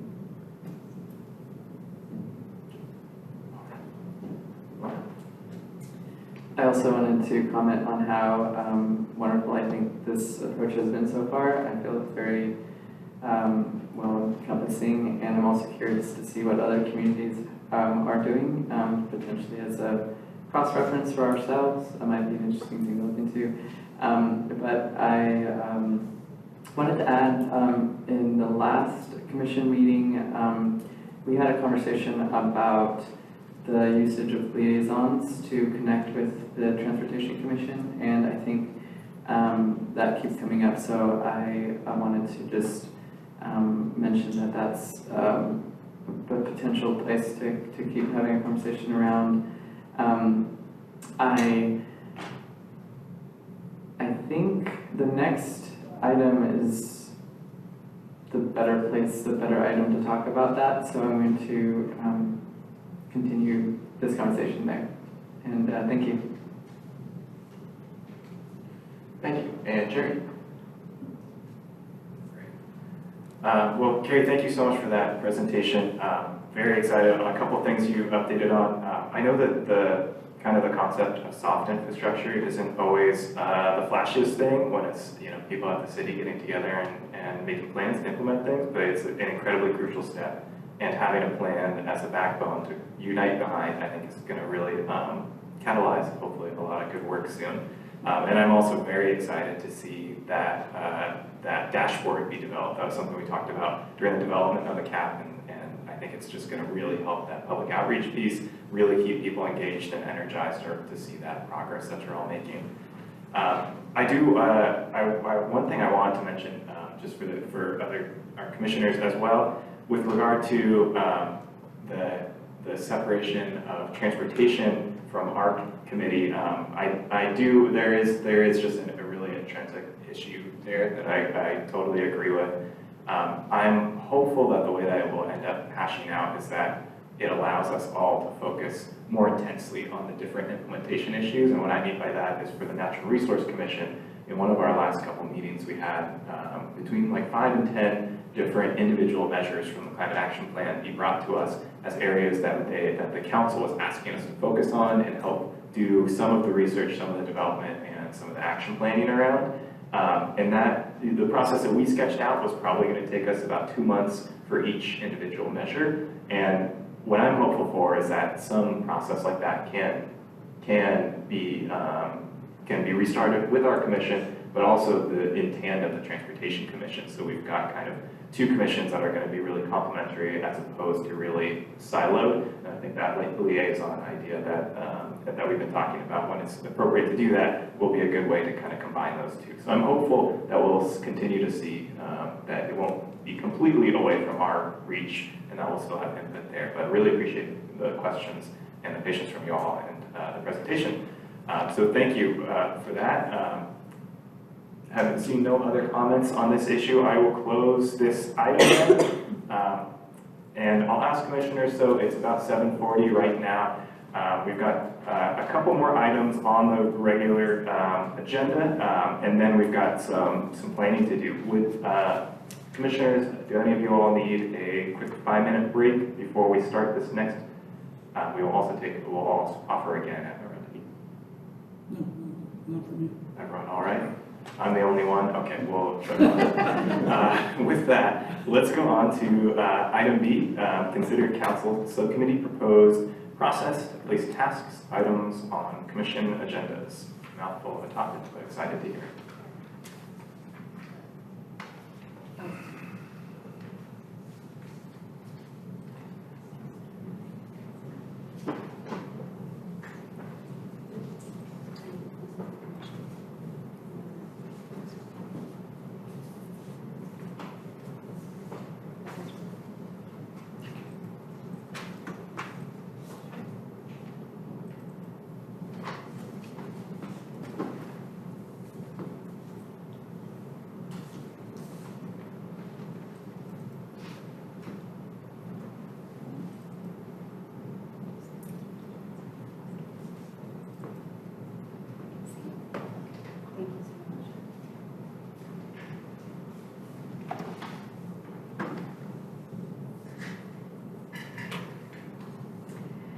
Good evening, Commissioners. Thank you for being patient while we got the chart up on the screen. Thought that might be easier for you to see.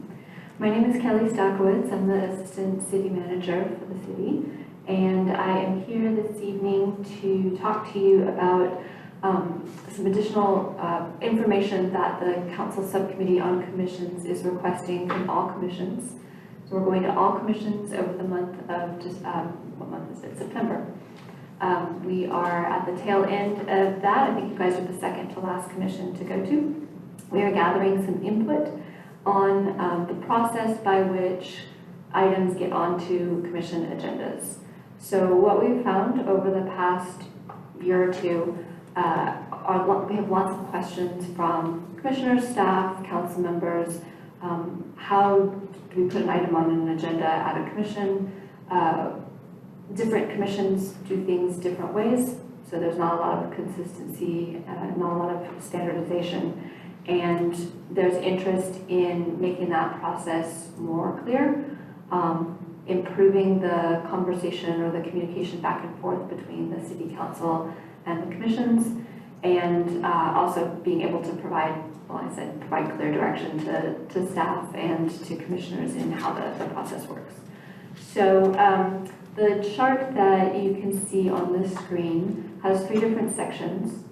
The first 2 sections, Section A and Section B, are actually things that already happen. So right now, if the City Council or a council-appointed subcommittee says, hey, we really want this commission or any commission to look at a particular thing, that goes on an agenda, and that's a specific request, an assignment, if you will, for the commission.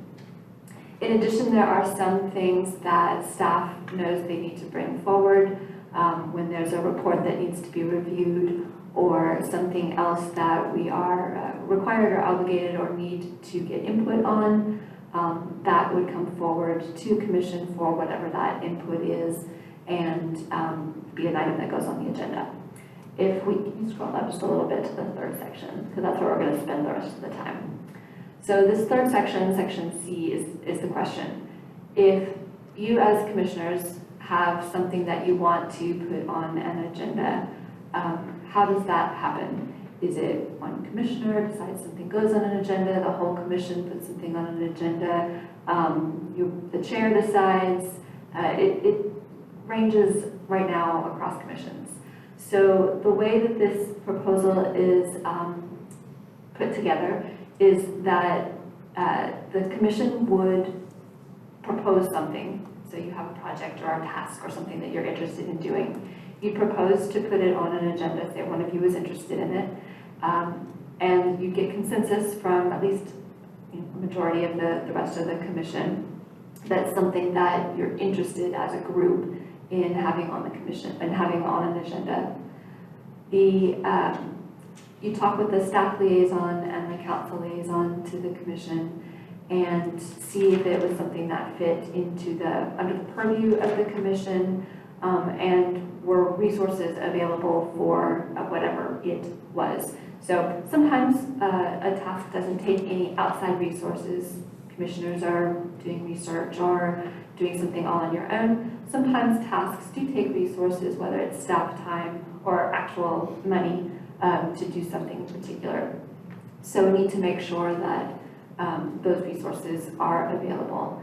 And then if the staff liaison, the council liaison, I don't think that makes sense, that falls under the purview of what this commission is supposed to be doing, then the item can be added to the agenda and it's sent to the city council as an informational item to keep them in the loop.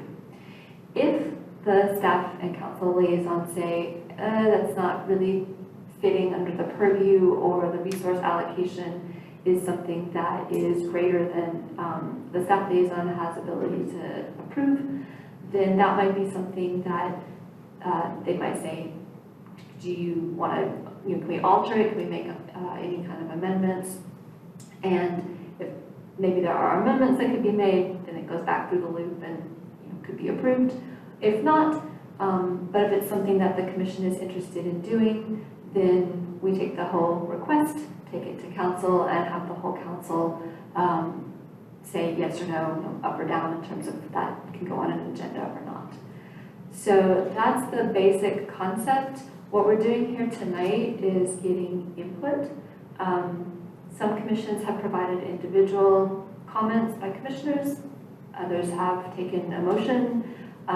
Really, it's totally up to you how you want to provide input. We're taking all of the input from all of the commissions. As I said, we have one more at the end of this week, and then it can go on to everybody. We will take that, compile it, share it all with the council subcommittee on commissions.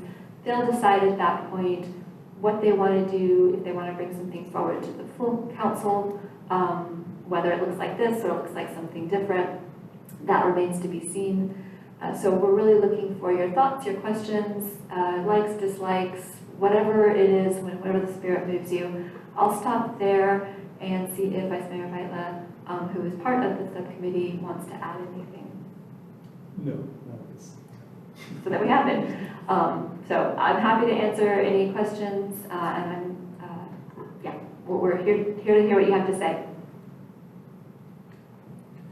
Thank you for your presentation. And I think we'll again start with some clarifying questions from commissioners. I apologize for not doing that good of a job of characterizing the ask at this point. So we'll do kind of the same structure, clarifying question, public comment, and then general discussion. During that general discussion, if questions come up, we can still direct them to staff. So this clarifying questions is more, I misunderstood, misunderstood maybe something that you said, or can you, can we go back to a slide to discuss a finer point, or can you re-explain a graph?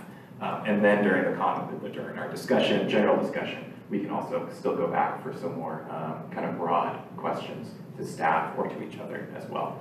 So thanks for bearing with me with this. So for clarifying questions, Commissioner Alana, can you start us off? I don't have clarifying questions for the diagram itself. I think it's pretty straightforward. What I would like to do is test it, try it, see how it works. The diagrams always look nice, but until you try it, you're not really sure whether it's actually workable. I have some comments and concerns about it, but I don't know whether that's a clarifying question yet. And then I also, what I did, also not a clarifying question, but I printed out an email that I submitted last time for possible agendizing, potentially as a prototype for utilizing this diagram with us, with each other today. I didn't make an extra copy for you guys, but it was emailed to the city staff, and I could probably, someone could probably hand it to you. Not clarifying questions, I don't know where that went, but that's just, it's clarifying something, so. Yeah, thank you. We'll circle back on those Okay. during the discussion. Thank you. And Jake? No clarifying. Thank you. Let's go down to John. No clarifying questions. Thank you. Kira? No clarifying questions at this time, thank you. Thank you. Jim? Yes, I do have a clarifying question. A lot of the concern has to do with whether somebody, is going to be vetoing what the commission wants to do. I'm curious, are there explicit criteria by which either, say Bapu or city council can sort of veto something we want to do? Or are they sort of free to, whenever they just want to limit it? Are there limitations on when city council or Babu can veto something that we're proposing? Thanks, Commissioner Kramer. Yeah, so one of the pieces of consistent feedback we've gotten across commissions was this concern with the role of the liaison in being able to act as a gatekeeper. Now, I'm going to speak only for myself. I haven't discussed this with Mayor Chapman, who's also on the subcommittee. That makes sense to me, that concern should exist. And I think there's a role for the liaison in kind of summarizing city council discussions to date, indications of what direction they'd like to go on a certain topic. But I do see the potential for a liaison putting their thumb on the scale there. So from my perspective, I suspect subcommittee move in this direction, that we want to reconsider the idea that the liaison exercises review of the proposal and gives their recommendation, because there's too much potential for city council to be influenced by a city council member giving their recommendation. I don't know how that'll shake out. Full council has to make that decision, but that's where I've been standing. But the other thing to state is that neither the liaison nor staff has the ability to prevent a consensus or majority motion that's passed about what commissions want to do from reaching the eyes of the council. So there is no removal of that from the process for it to go forward and be looked at by council. So in that sense, there's no veto in this proposal at all. But to your specific concern about the liaison's role, I think that, and as others have expressed, I think there's a lot of weight to that. So. If I could just add to that, what staff generally looks at would be three things. One, the purview of the commission. Two, the resource allocation. I mentioned both of those. The third thing that I don't think I mentioned specifically, but is always something that we're working to consider, is just the bandwidth of a particular commission at a particular time. So it may be that a commission has multiple different projects that it's trying to or needing to weigh in on, and when the staff liaison and maybe the chair and vice chair are working on putting together an agenda. Now there's a balancing act of trying to make sure that not too many things go on one agenda, and so sometimes there may be recommendations that, hey, let's hold this off for a month or 2 months until we get through these other items. So that bandwidth is also something that that staff would be looking at regularly. Let me just clarify my clarifying question. I mean, I'm sympathetic with this, and I think it might be workable, and I didn't mean to sound hostile there. I was just asking for some clarification. Chair, do you mind if I just say a couple of framing things that I know they turned down the opportunity to speak more, but I'll be succinct here, where one of the other questions that commissions have asked about this proposal is what's motivating it? Like, what is the problem you're trying to solve here? And I would say there's two things that loom large in receiving the feedback of commission chairs and staff, et cetera. You know, it's, one of them is that there's tensions that we all know about that exist between commissions, council, and staff. And those tensions have to do with not being in alignment, not rowing in the same direction about what we're doing. Now, there's a lot of benefit to any one of those entities having the power to do whatever they want and go by themselves and kind of ignore what the other entities want. There's freedom in that. There's also a cost of being ignored as well. Your work not being seen and brought into the policymaking process. So one of the things that this is trying to solve for is how do we deal with this lack of harmony between council, commissions, and staff that exists sometimes, not all the time. How do we all get on the same page? The other issue is that a lot of the, and Kelly kind of mentioned this, you know, is a lot of the things that we're worried about are already happening, you know, kind of behind the scenes. Right? It's sort of like there's a member of a commission who sort of is pushing staff to put something on the agenda, or the chair is, there hasn't been consensus. There's council members like, I really want to see this work done. Can this commission do it without the full council weighing in on it? None of those things are right now forbidden in any sense, but it does smack of a lack of transparency about all the ways in which some item reaches a commission agenda. So we're trying to systematize that process, saying here's the way that we get things on an agenda. It should be on the record, and everyone should have eyes on it. So those two considerations, that's one of the things.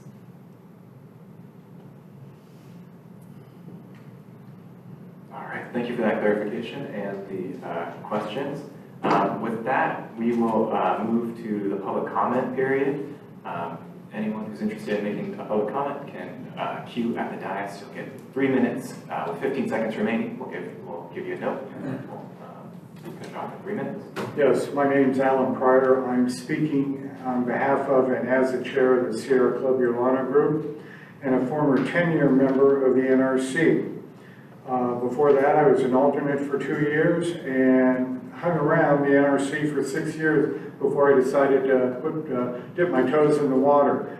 And during that period of time, we saw 8 mayors come and go. We saw 7 city managers come and go. And we had 8 staff liaisons come and go.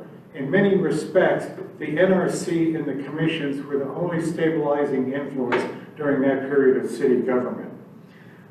The Sierra Club has always considered the advisory commissions to be vital partners in ushering in new environmental initiatives in Davis. And we think this proposal is an ill-advised, top-down solution for a problem that doesn't exist and will impede the commission's initiative and creativity in the future. And I'd advise you to think very long and hard about it before you put your thumb on the scale for it. Almost invariably in the past, these various initiatives were brought into the NRC and or the Tree Commission by one of the commissioners or a member of the public. And if the idea had merit, the commission agendized it for a discussion, and if there was further interest, the commission would then appoint a subcommittee or 2 to 3 commissioners with a deep interest in the subject matter, and they prepare a detailed report on the matter. The report would come back to the full commission for a hearing, but it almost never involved any staff times until it got back to the commission. At that point, it was entirely done with volunteer expert labor. And the staff simply wasn't involved unless they specifically asked to be involved. And we never, ever waited for some council member to weigh in and decide if it was in our purview or not. We did what we thought was right, and this is a process by which every major environmental initiative was advanced in Davis. It was completely a bottom-up process, often done in spite of pushback from staff and sometimes even some council member objections. And in this manner, we pushed forward a major new building code revisions, the banning of glyphosate and neonicotinoids by the city, and the complete elimination of pesticides from our parks and greenbelts, and the formation of Valley Clean Energy, among the other major initiatives. You were there, Jerry. You saw the type of pushback we got from staff at that time, but we said, we are the NRC, we're the Utilities Commission, we're moving ahead on this. We did not allow our work to be impeded by a top-down approach. In fact, I can't think of any single environmental initiative that did not start with Davis with this bottom-up approach on that. All this initiative could come to a grinding halt if you embrace this proposal, because you could have any staff member working with a single council member and saying, I don't want to go there, and you're dead on arrival. Please do not allow this commission to become a shadow of its former self and just become a rubber stamp for councils and staff directives. That has never been the way commissions operate, and I don't think you should allow it now. Thank you. Thank you.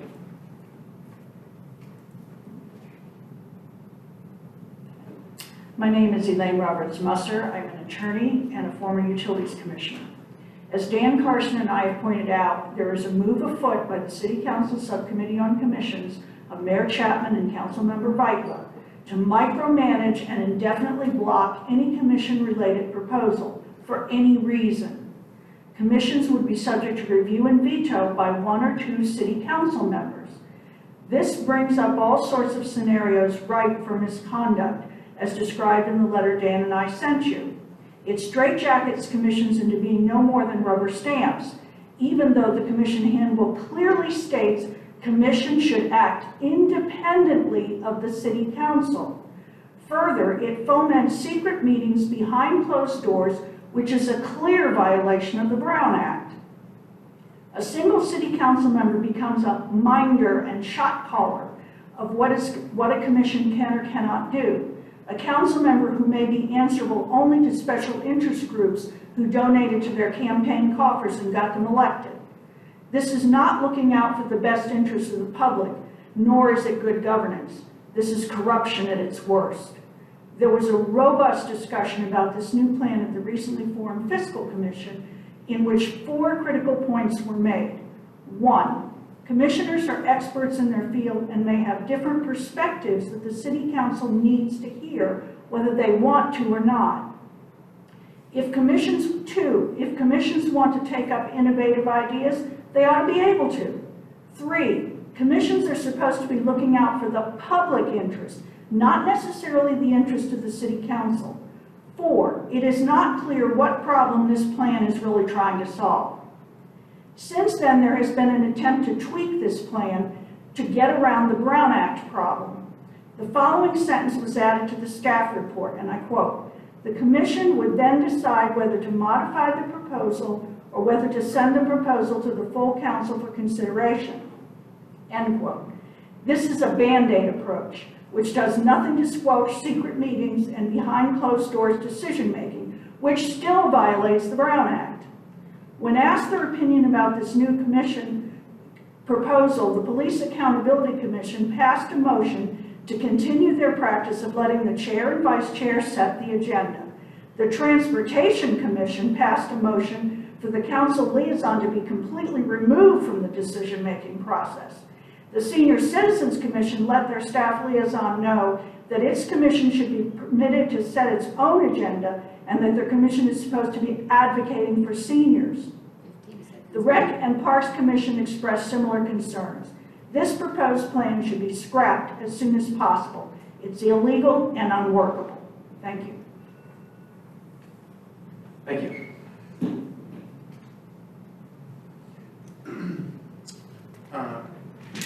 Todd Oden, I was on the Bicycling Transportation Street Safety Commission from 2017 to 2020.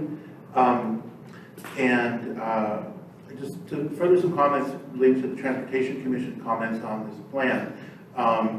Commissioner Campbell, who is an attorney actually, and actually works for Contra Costa County. I suggest, though he can't take use of it for this meeting, I suggest you check out his comments of the most recent Transportation Commission meeting on this item. He repeatedly, and he's had actually expertise in dealing with these kinds of things. He's worked with different cities, and also, as I mentioned, Contra Costa County. He repeatedly called this plan weird, and that was unusual, and it was unusual coming from him. I think it will kind of underline the process and the decisions that resulted in the Transportation Commission vote. So yeah, that's at the most recent meeting of that commission. Thanks. Thank you.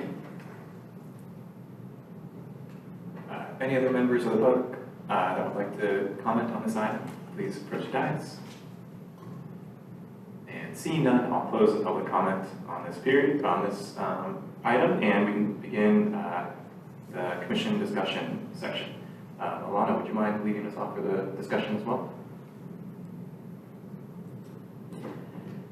Thank you for handing it off to me.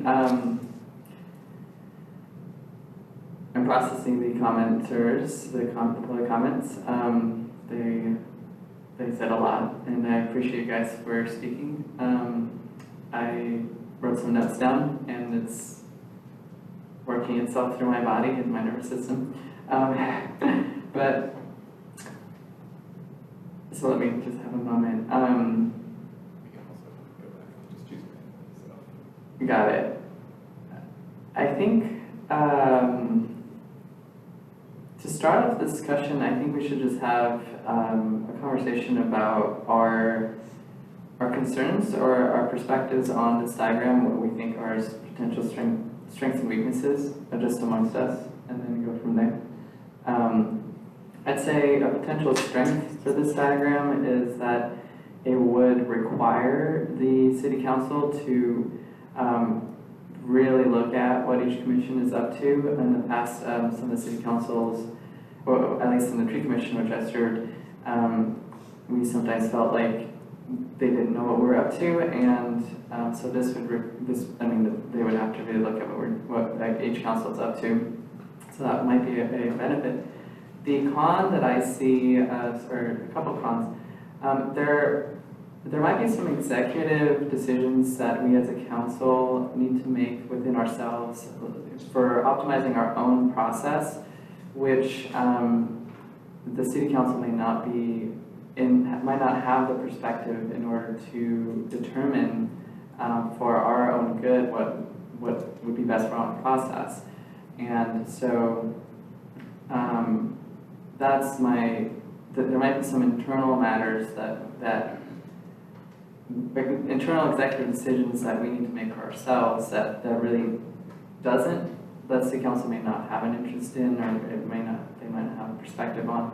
I don't know how to deal with those situations. I have a particular example that I'll bring up in a moment in that regard. And then the other concern is just the idea of just executive decision overload for the city council. My understanding of the commissions has been that we serve as extra bodies to support all of the executive decision making that needs to be made on citywide matters. The city council only has a certain amount of bandwidth to do their own thing at their level of purview, and so then they have commissions to take up extra bandwidth. However, if our bandwidth has to be funneled through the council, we're going to flood them with all our minutia. They might not be able to, I don't know how they're going to stay up with it. I really don't. So I want to test it. That's why I was recommending testing it. I don't necessarily want them to take on a task that's just way outside of their own capacity as 7 councilors, or I don't know the exact number.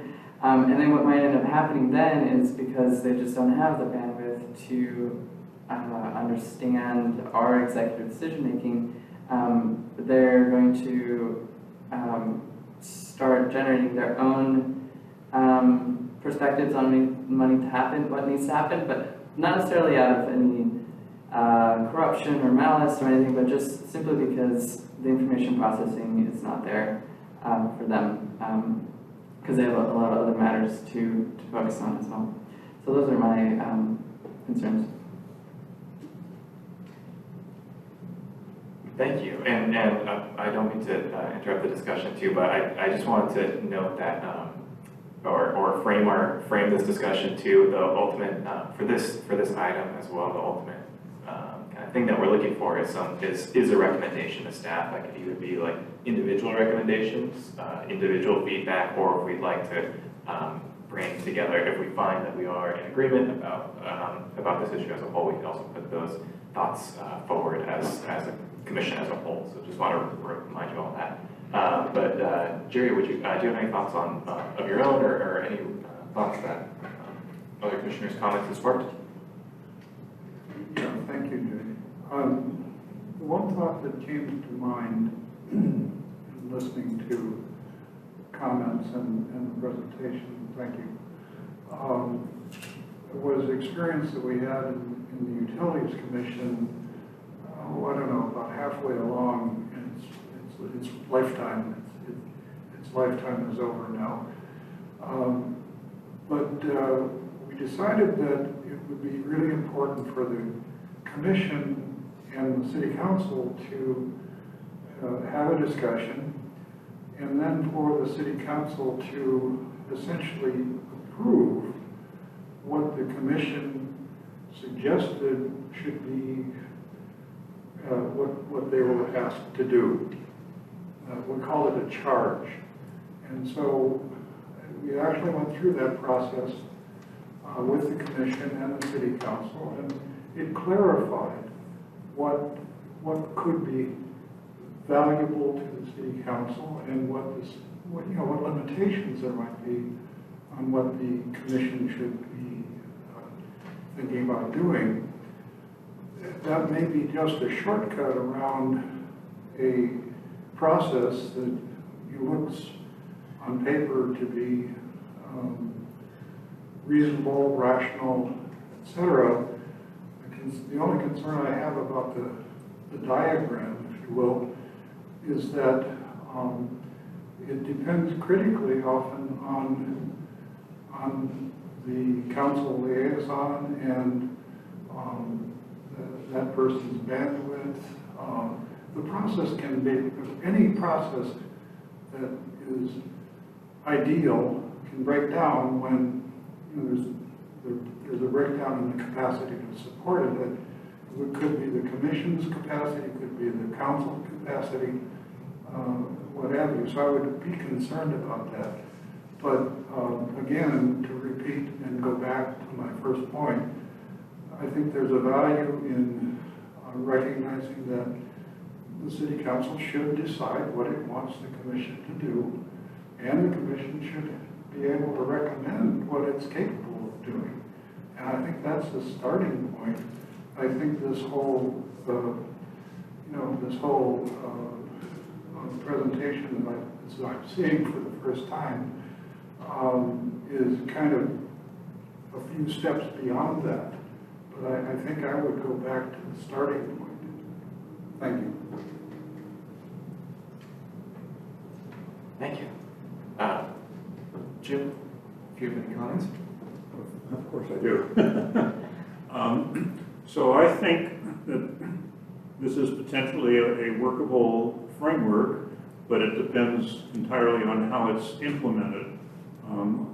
I think it's very clear that commissions, well, I'll just say our commission has to have the capability of proposing new things and perspective. I mean, as Alan said, there's all sorts of things that the city council or staff might not have thought of, and we have expertise and so on. And in fact, it's implicit in the creation document setting up this commission. That we have 5 functions, and the second one says identify policies to address things. I mean, that's asking us to initiate things, and it's implicit in the other 4 items in terms of that. So clearly, we need to have the ability to propose items on the agenda. But I also recognize from my past experience that sometimes that can impose costs on staff and on city council, where we could spend an enormous amount of time on things that are utterly irrelevant in terms of what the city council has funding or interest in.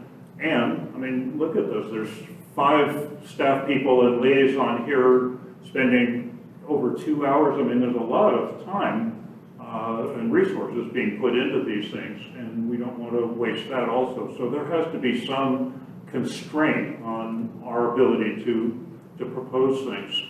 So I think that this will only work if we as a commission have some respect for the liaison and city council in terms of them having legitimate interests, but it'll also only work if the liaison and city council have respect for us and have an open mind and are heavily restrained in terms of imposing their will on us, that they need to be willing to give us some free rein and so on.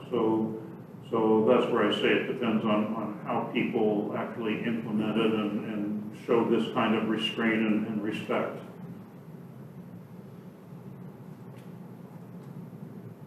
I agree with the comment stated before me. I do have some concerns. I think a large concern is timing. So if we propose something, how long would it take to go through this chain of command? Would it be 1 month just from the next city council meeting or subcommittee meeting, or would this be several months until we could talk about this issue? Because often when we were working in NRC and we proposed a subcommittee, we may start preparing for the next meeting and already kind of have ideas about what we want to talk about. And so I think if working on this, if there's some kind of time constraint or at least guidelines of how long this approval process would take, that would be really helpful. And as well as if it's not approved, and rather than just suggesting modifications, I think also identifying specifically the issues, whether this was a fiscal issue, is it a staffing issue, and let us know if this is something that we can work around, or if we can work towards in the future with our other suggestions, kind of following a certain style or guideline. But I agree that I think it's workable. It just needs to, there needs to be a little bit of flexibility just so that we're not bound to only working on agenda items that the council said we can look at. Like maybe we want to have a discussion about a tour, like what we have right now, or something that comes up that could just be helpful.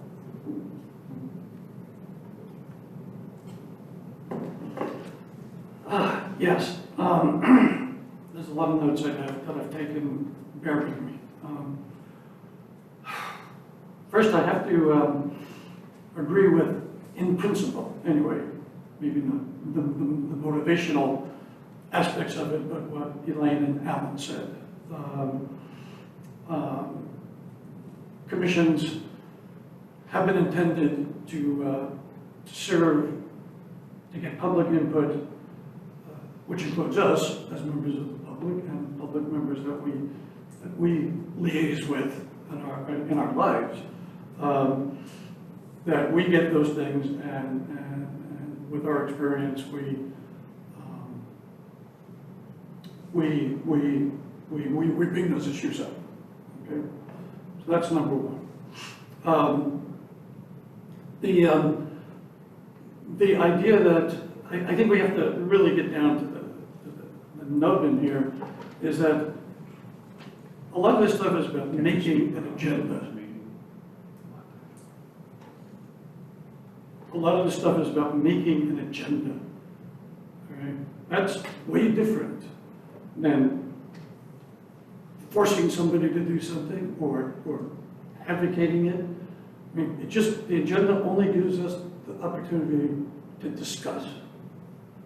What happens at the end of that happens. You know, we discuss. We always say, well, we serve at the pleasure of the council. I serve at the pleasure of the people in Davis. So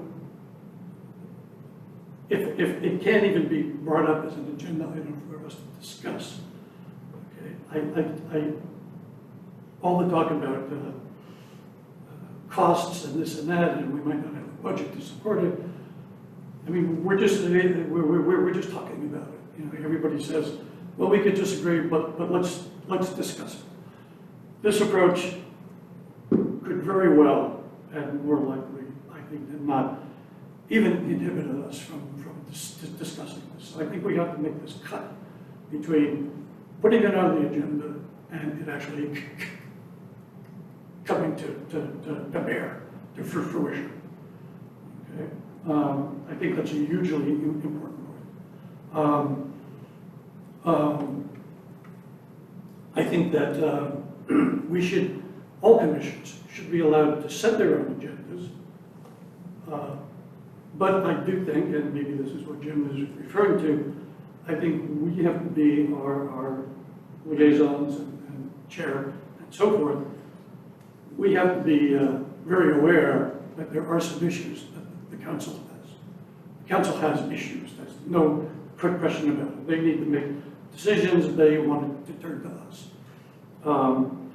But those can be incorporated into our agendas because supposedly the council will then report to staff. When staff meets with the chair, these things will be brought up. I could almost, it would be hard to imagine a chair if the council says we'd like some stuff here because we have this policy, that the chair would say no.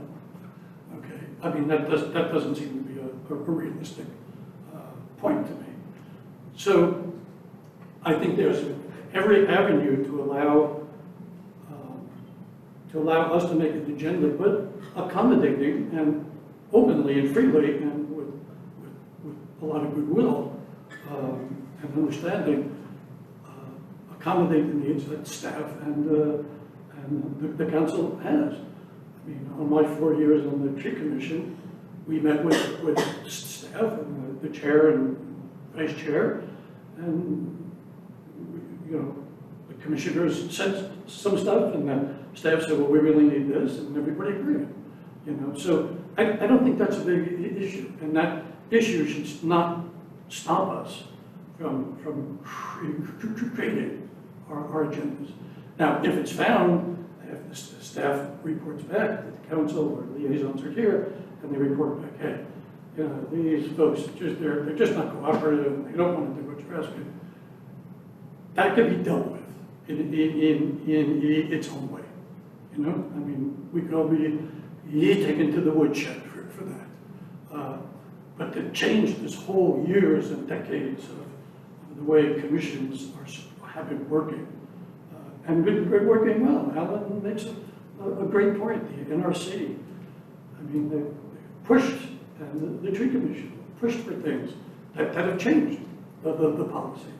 The other thing is I'd just like to, another thing, sorry I'm taking a long time. This is a very important issue to me. We hear a lot, or I hear a lot about that commissions don't really know what to do, and they're really sort of in a dither because they don't get feedback from the council. Okay, I've never found that in 4 years.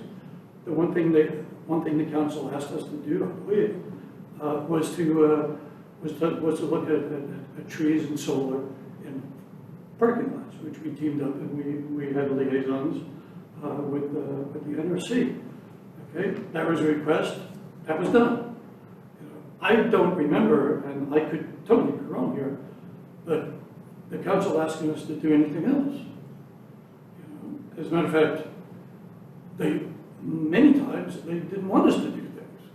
Like, no, we don't want you to comment on this project, even though it has to do with trees and climate change and the whole bit. So I have found that it's not us who didn't know what to do, because we all found time to do things.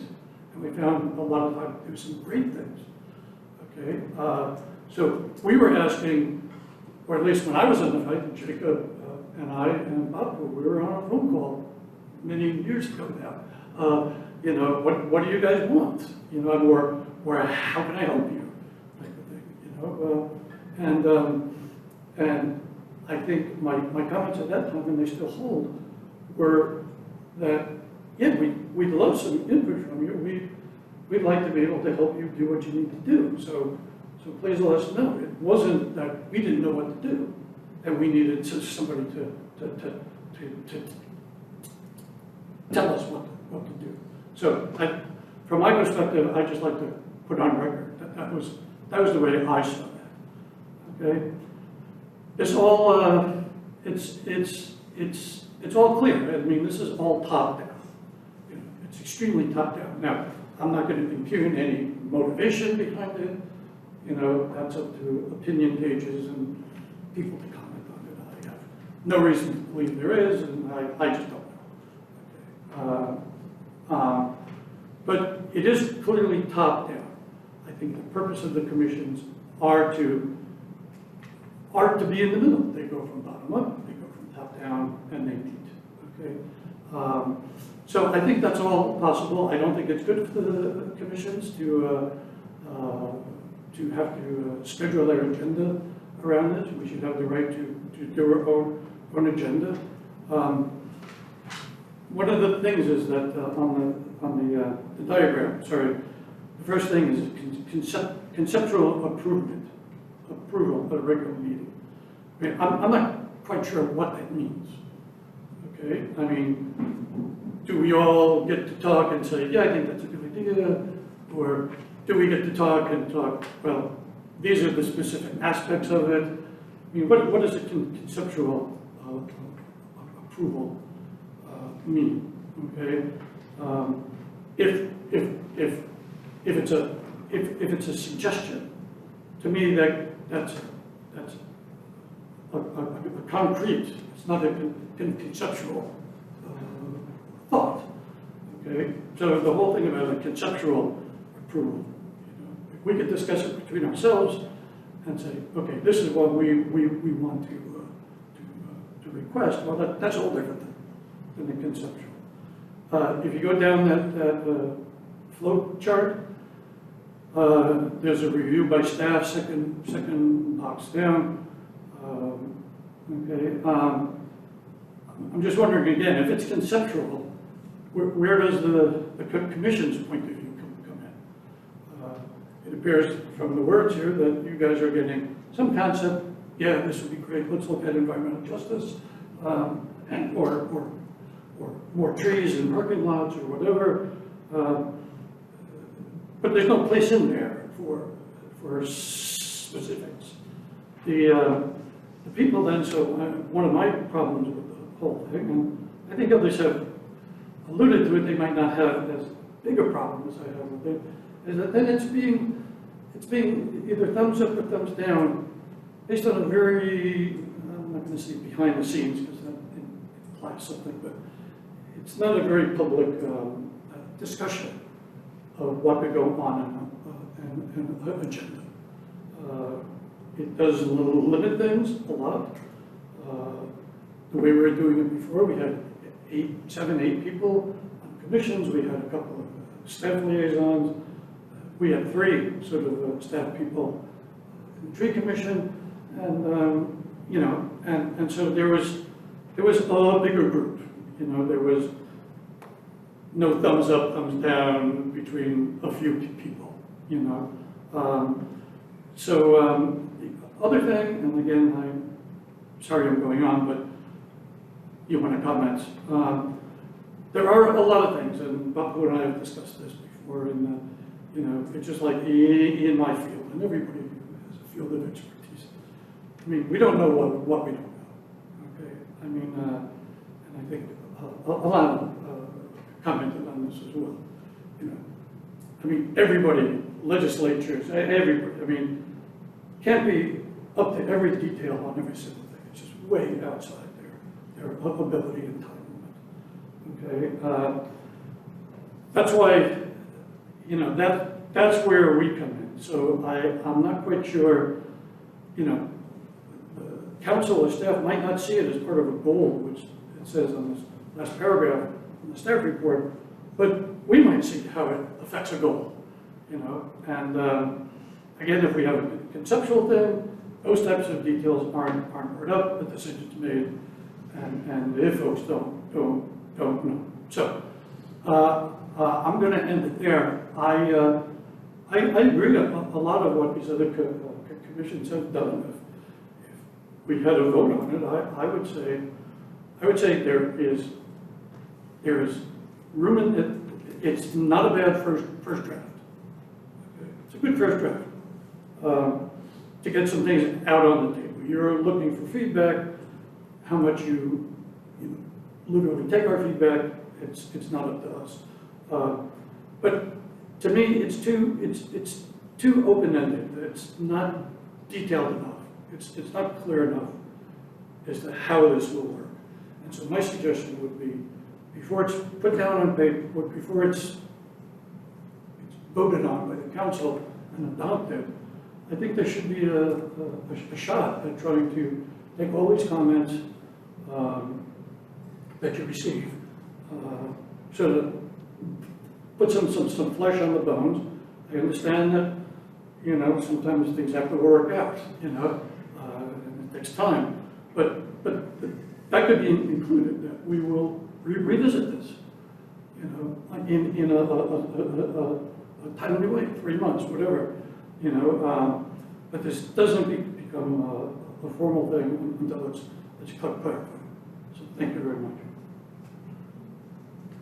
Thank you. I see we have a couple more comments to be made here too. Before we go, well, I think we can revisit commenters as well, or commissioners for extra comment. But if I can just offer my initial thoughts here too. Again, I agree with a lot of what we're saying. I didn't quite consider the bandwidth issue, and I think that's a really great one to think about with all these different commissions commenting or pulling up agenda items.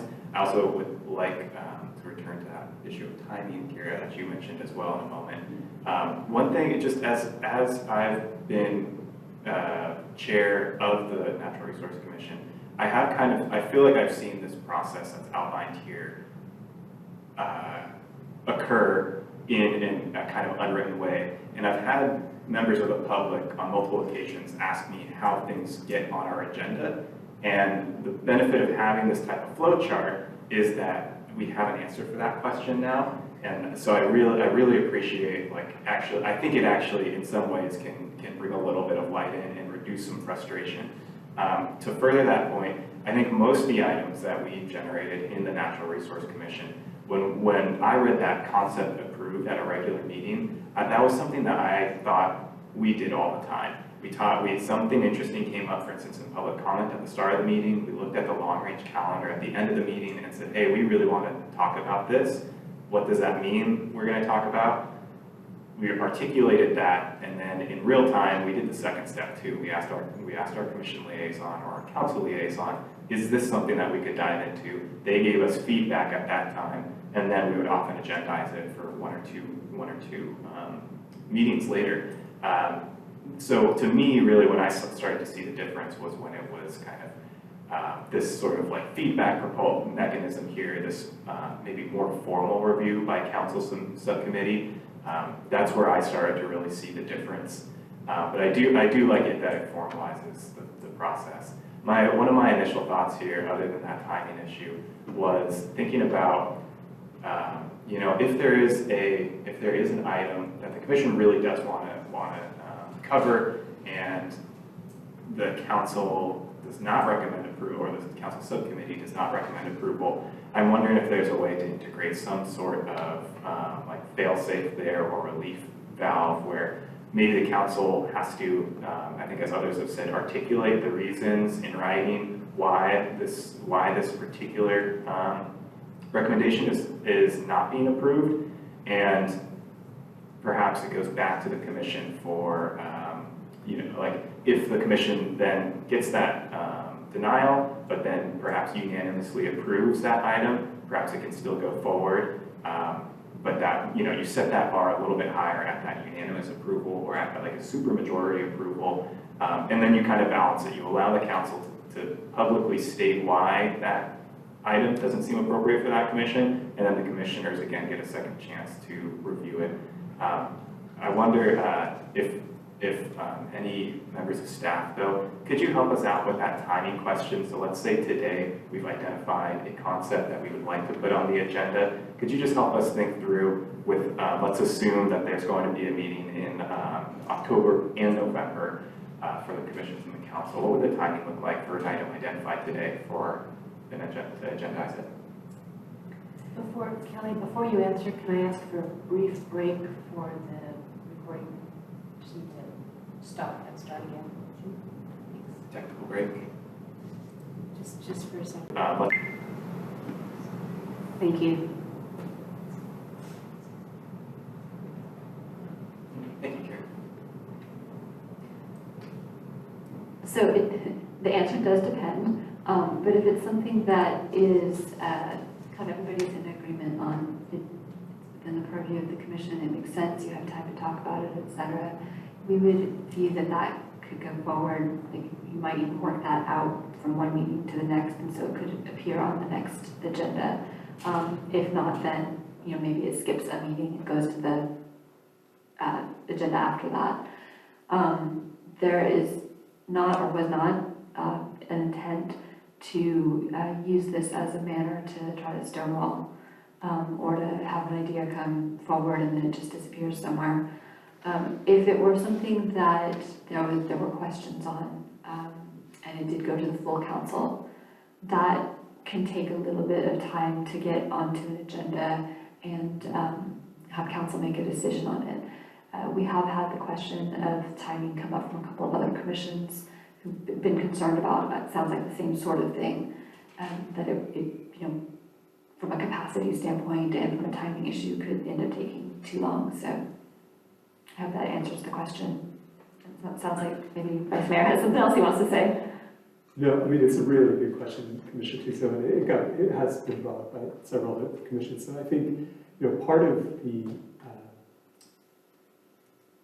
the hope here is that while we're saying this is a proposed commission task process, that it also implies a different kind of engagement with on the part of staff and council, meaning that, you know, we need to get your proposals in front of council as quickly as possible, and I think we should eventually try to figure out what that time frame is. Unless there's special extenuating circumstances, it shouldn't be much longer than a couple of commission or a couple of council meetings after the commission has met and discussed that. The other point is that it does push, I forget which commissioner said it, but it does push council to be more engaged, and I think councils have generally been engaged with commissions in the past. It's the kind of ebb and flow, varies based on commission and council, but this is also a way of not just liaison, not just subcommittees, but the full council being knowledgeable about what commissions are doing. And to your point, Commissioner, about executive decision overload, it's a great point. I think it's about trying to figure out the trade-offs between the current situation where in some cases council, commission, staff are working at cross purposes or kind of not hearing each other, et cetera, and what are the costs there?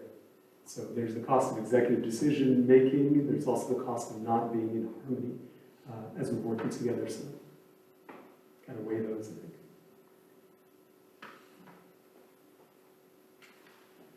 Thank you. And we had a couple more comments. Kara, I saw your hand up earlier.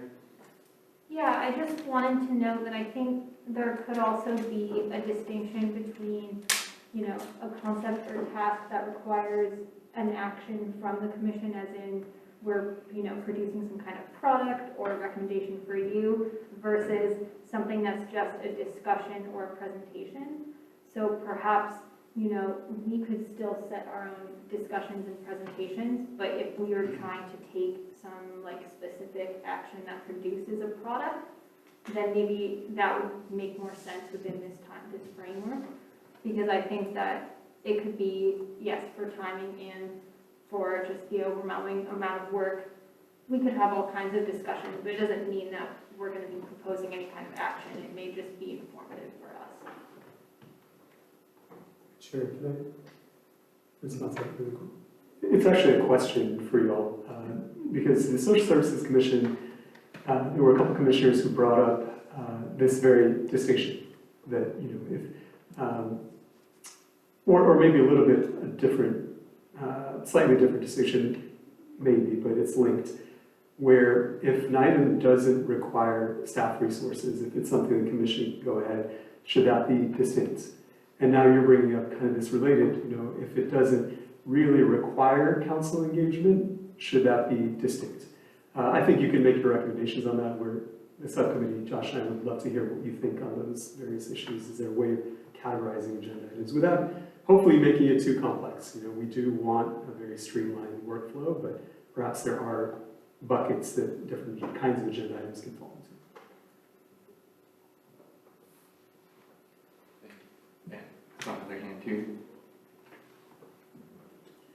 Okay, so I have 3 points to make, and I'm not going to make them all at once because that'll be overwhelming, but I'll take one. The first point is the third step of the agenda is asking us commissioners whether we want to approve the agenda. So that to me implies that we as commissioners have the final say on what is or is not on the agenda. And I believe that that's in a conflict because if the city council doesn't want to approve certain things and then we look at what they approved and we're like, oh, we don't want to approve that because we didn't get what we wanted or whatever, then there could be a potential block there. Okay, so I don't know. The purpose of item 3, I don't know why that's, I'm assuming it's because we as an executive team need to decide what we have within our bandwidth in terms of what we want to work with and what we want to discuss and prioritize.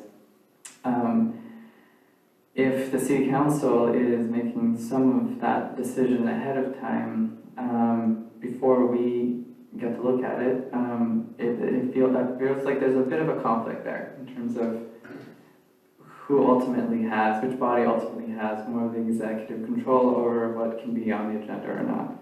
So that's one pretty interesting thing to think about.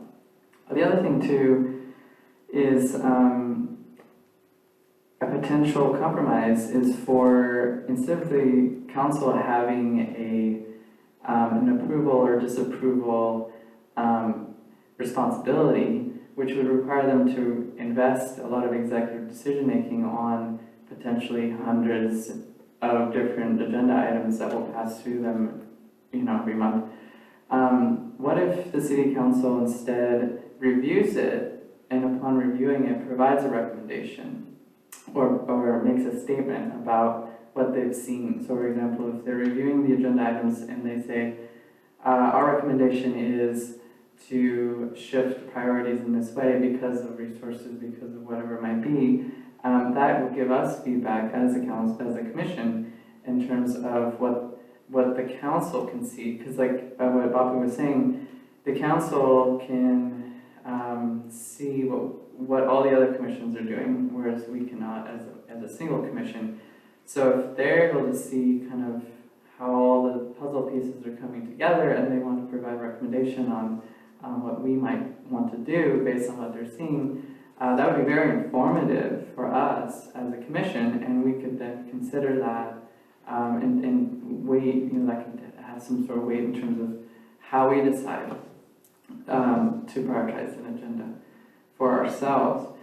And that would also greatly reduce the amount of executive workload that the city council would be putting on itself in order to approve or disapprove potentially hundreds of agenda items all the time.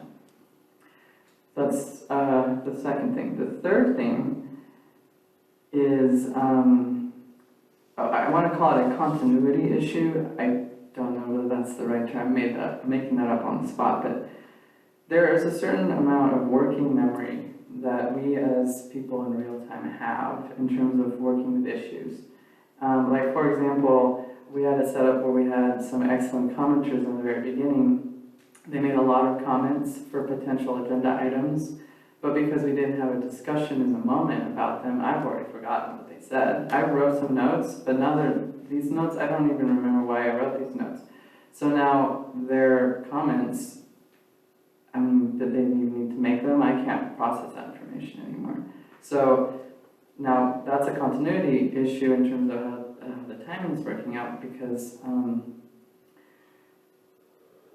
of the way that we're organizing when we can discuss certain things.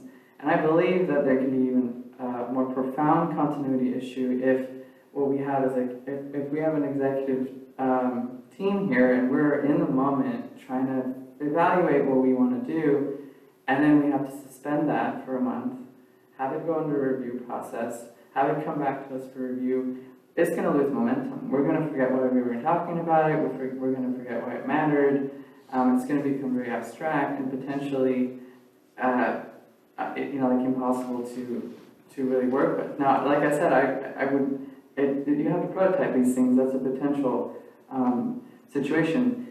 I have an example already. For example, last commission meeting, we had some very excellent discussions here that came up. I submitted an email of 5 potential things to agendize or discuss. These things did not make it to the agenda this time, or even an opportunity to discuss them. Some of these commissioners weren't there in the last commission, but the continuity of these things are going to disappear because I'm not going to be able to keep track of what happened in that first meeting. Now it's the second meeting, and we have a different set of priorities. The things that we came up that were important in the first meeting aren't going to be addressed now. If we keep pushing off the ability for us to decide what's important for us, we're not going to be able to make those executive decisions very wisely or very timely. That's what I believe. And I'm still trying to figure out what we're going to do with last meeting's agenda items, for example, which are right here, for me anyways. I took it upon myself to write these down, just to keep track of them, and I submitted it to staff. However, this is just me, one commissioner. I have 5 agenda items that I would like to see. If every single commissioner has 5 to 10 agenda items, you have one commissioner already producing 100 agenda items. If you have, I don't know how many we have, 15 commissions, 10, 5? We're looking at 500 agenda items to process, to think about. So it's a lot of work to have to do that, and I'm not sure whether the city council necessarily wants to take that work on. That's what I would say. Thank you. And John, I saw your comments too. I do want to do another time check here. We're at 8:45. So I think we do need to start deciding I'm not necessarily hearing a lot of unified comments, but if we do want to put forward concise recommendations from all of us as a commission, I think we could probably get there within maybe 15 more minutes of discussion. But another option is to put forward kind of crystallize some of our individual comments that we've made so far and put those forward as well. So let's keep that in mind as we go forward here and try to work towards either that unified feedback or individual commission feedback. But John, if you could. Sure. Yeah. This is something, just to comment on your comment, this is something we're going to have to live with. The whole city is going to have to live with this. So timing, at least for me tonight, is not as important as the precedent is going to be set, and then what the city has to live with for the next 10 years, or until the next city council comes in and decides they want to do different. Okay, we're always told to sort of, let's make the change and then we'll wait and we'll see how it works out.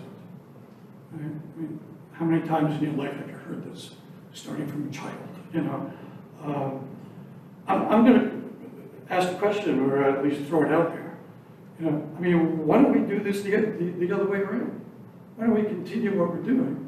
And if it doesn't work, then we'll change. I don't quite understand why that change has to be done, especially if there are, and from the other commissions, it appears there's a lot of concern. Why make that, why not continue, see how it works out with the council's and staff's request? Like I said, I can't imagine us turning down a staff or council request, so I don't even think that's a valid point to make.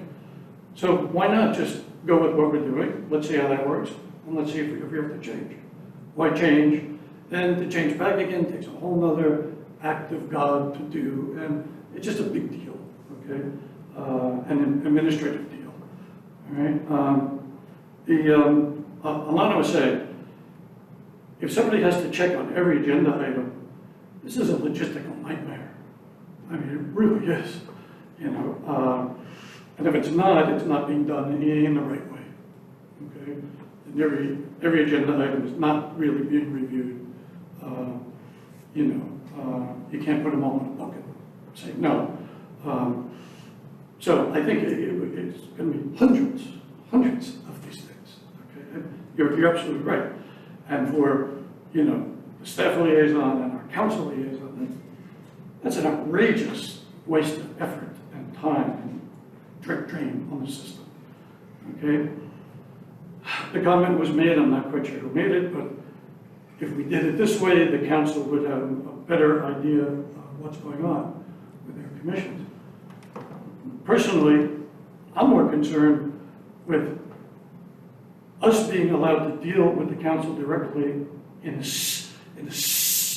substantive way.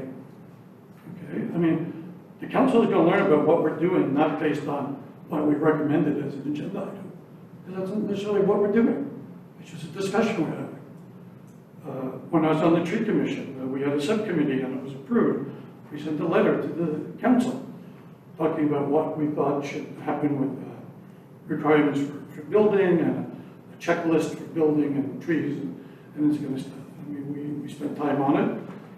We didn't hear anything back. That's okay. I mean, well, it wasn't okay, but it was okay. You know, there's a lot going on. But I would have much rather have the council spend some time with us addressing that type of thing than them spending their time saying, well, this agenda item, it doesn't fit, this agenda, it fits. So that whole argument that they're going to be able to have a better idea of what we're up to, I think is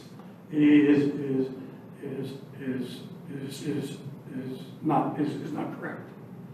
Again, more is a substantive. We need a substantive interaction. Okay. Again, just let me make this point. Okay, having an agenda item is not the same as having to take an action. Okay, it's just an agenda item. Staff doesn't have to give it to council, and council doesn't even have to consider it. All right. The last is a question, my last point. Papu, from a city council perspective, do you guys consider every motion that's approved by every commission? Do you bring it up and discuss it? I think you know the answer to that, Commissioner. No, I don't. We read the meeting minutes. I don't understand what you mean by consider motion. I mean, if clearly every commission motion doesn't appear as an agenda item in council meetings, but we do read the meeting minutes. But how does that happen? It doesn't come in as an agenda item, but is it discussed? Is one person in charge, is a group in charge of looking at what all the commissions have passed as motions? And again, Commissioner, that appears in the meeting minutes that we review. It appears in the minute meetings that you Correct. That you reviewed them. No, I'm not being confronted with you. I'm just No, I don't quite understand the question. So all of the motions that are passed by commissions appear in the meeting minutes that council reviews. Okay, so the council reads all of the motions. That's the expectation, yes. Okay, thanks.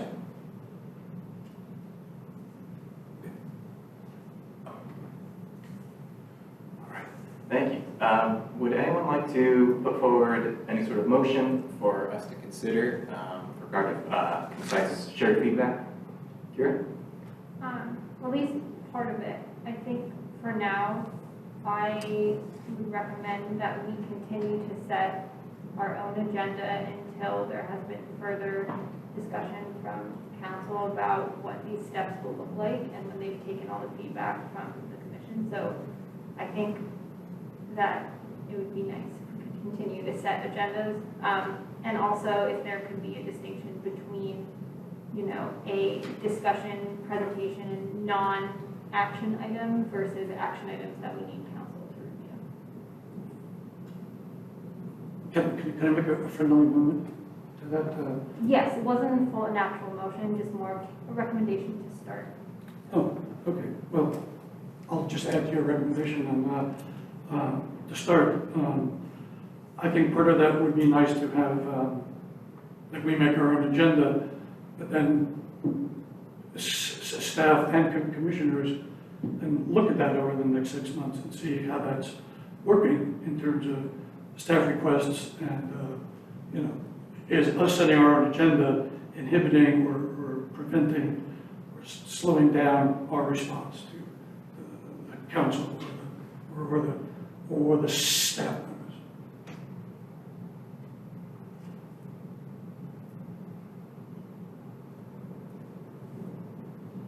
Okay, let me see if I can summarize the ideas that have been shared. So this would be a motion.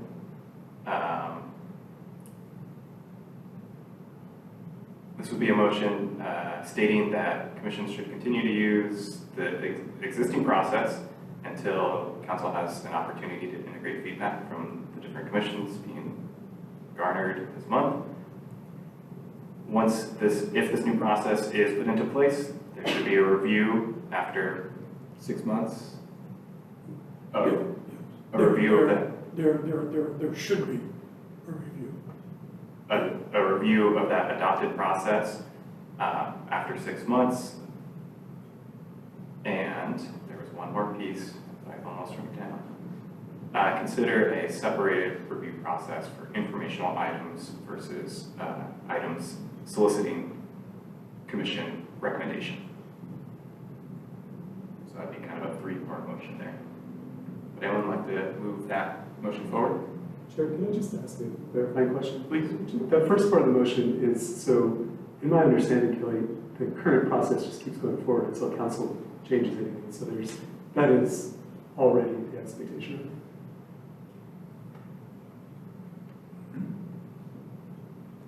Just a quick clarification, when you say the current process, I think Kira initially said, that we would set it, whereas my experience with tree commission was that we worked closely with the staff person in coming up with the agenda. So I'm assuming when you say the current process, that's involving working with the staff on the agenda. That would be my assumption as well. Yeah. But thank you. That's a valuable point of clarification. Kira, do you feel like with that clarification from Jim and Councilmember Vatla that first point is needed, that kind of delay in implementing this, or do you feel like that is already assumed? I think that makes more sense, and we don't necessarily need to include it. So, Mr. Chair, can I just ask a question? What, can you explain that? I just didn't hear what you said. Just that I had recommended that we continue with, that we work with staff to set the agenda, and until this process has been kind of reviewed by council and they've taken into account all of the feedback that they've received from commissions. But that is already going to be taken, so that doesn't necessarily need to be in motion. Yeah, so this proposed process isn't going into place right now. It's not, it's purely here to solicit our feedback, which it is doing. So we don't really have to recommend that it's not put in place. However, we can recommend that once it is put in place, there's a six-month review, and that we suggest a separated process for items that are just recommendations, or that are asking for our recommendations, or that are just informational. Can I make a comment on that first part? I think it really is important for our commission as a body to make that statement. I think it tells the public, it tells the council, how we think. The fact that they may be doing it anyway as we go down, I don't think that's a good reason to not have our view at this time heard. And from what I'm hearing is that we do want it to continue as it's continuing, and to say, well, it's going to continue like that anyway. I think that robs us as a commission of an opportunity to express our concern. I second the motion. Which motion are you, Jim? Which motion? That he read. Well, you made a change, so. I'll restate it. So the motion I'll propose right now is that once this new process for approving agenda items is put forward by council in its final state, that we, one, review it after, so we implement it and review it, have an opportunity to review it after 6 months to assess whether it's slowing down the process of putting things on the agenda, and two, that the council considers separating the process for approving informational items and approving items that would require, result in a recommendation to council. So just a clarification before we vote. Does that mean that we are not going to say that we recommend them not doing this? That's not included in this motion. It's not, okay. So my second of the motion still stands. Thank you. So all those in favor for this motion, raise your hand and say aye. Aye. Aye. All those opposed? Oh, sorry. Is everybody raising their hand? No. This is all those in favor, raise your hand. If you're opposed, please wait. And all those opposed, raise your hand and say nay.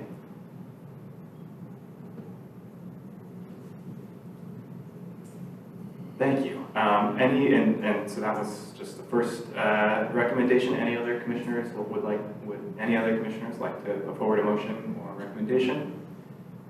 Yeah, I'd like to put forward a motion within us as commissioners. I move that we generate a version of this that we may want to buy into for ourselves as a compromise, and that might mean that we work together, maybe create a subcommittee or something in order to generate our own diagram that we might want to consider, and then offer that as an alternative to what the council might be thinking of doing. Is that a motion? That sounds like a motion. Would anyone like to second?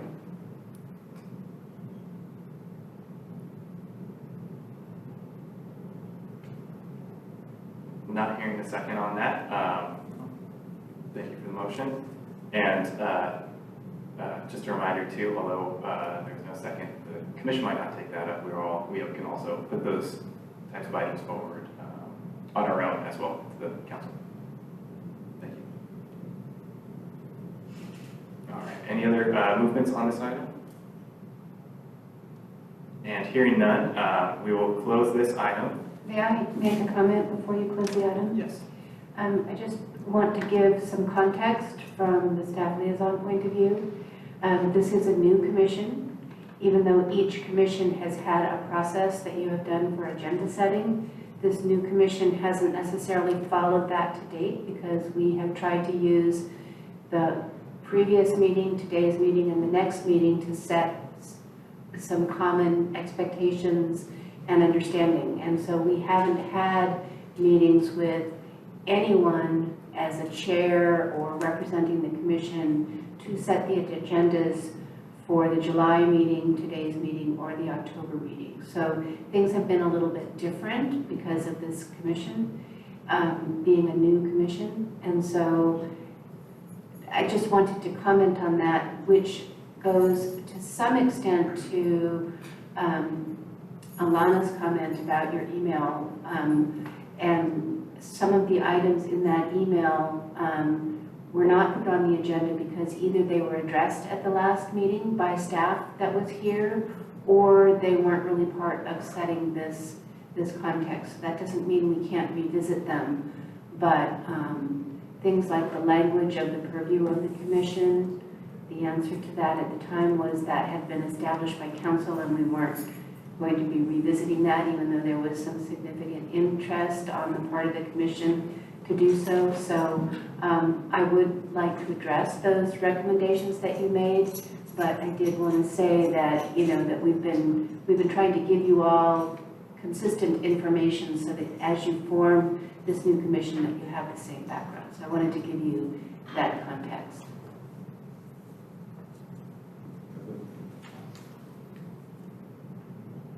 Yes, Kelly. I know you want to close the item, but I just want to really quickly say thank you for the discussion. This was a really rich and thoughtful discussion, and it was very helpful. So much appreciated, and thank you. I'll echo that. I really appreciate, Commissioners, all your comments. Sorry. Chair, I was just going to echo those comments. I know some of these points are controversial. I know that this whole process is difficult. It's not easy. So thank you for each one of you for expressing what you believe and being open about your thoughts. Thank you. And maybe one last thing too, even though I want to close this. Speaking of meeting, as we were speaking of meeting minutes earlier, this whole rich discussion is captured in the meeting minutes too. So I think that's a great note that the council will see, what we've talked about today. So I really appreciate the time and thought here. So we're just past 9 o'clock. Any items after 8 o'clock do have to go up for vote, whether or not to continue. I also kind of imagine that before we take one more item, I've been now involved already for at least a 5-minute break, but we'll see about that. So we have 2 more items on the agenda. One is the discussion of potential tour opportunities, and the next one is upcoming meeting dates with a crucial decision regarding the November meeting as well. We can, I believe at this, and Carrie, help me if I misspeak here, but I believe we can decide whether we want to take both of these items forward, whether or not we want to take either of these items forward, or just decide whether we want to take one or the other. Would we just decide I believe the process is that you decide on the next item, and then when the following one comes up, you have to decide again. Okay, thank you. So it's one at a time. Thank you. Okay, and we would do a vote one at a Yes. time on those items. Okay. Mr. Chair? Yeah. Could I make a motion that we skip item 3C and put that on a future agenda? That's a great clarification. If we skip the items tonight, that doesn't necessarily mean we won't come back to them. For instance, if we skip them tonight, we could come back to them at a future meeting. Correct. Okay, awesome. And you might make that part of your motion. It was, yes. Okay. I'm sorry, could you restate that motion for me one more time? I just, my motion is to skip item 6C for tonight and bring it up on a future agenda. I'll second that. All in favor, raise your hand and say aye. Aye. All right. That brings us to, Get a second. Did we? Jim did. Thanks, Jim. I don't know. And Elena. You got a second and a third, so. Yeah. All right. So then the next item here, upcoming meeting dates. We do have to vote again to take up this item. So all those in favor of discussing upcoming meeting dates, raise your hand and say aye. Aye. All those opposed? And it was unanimous. Thank you. All right. Carrie, I'm going to ask for your, it's getting late. Do we do public comment on this particular item?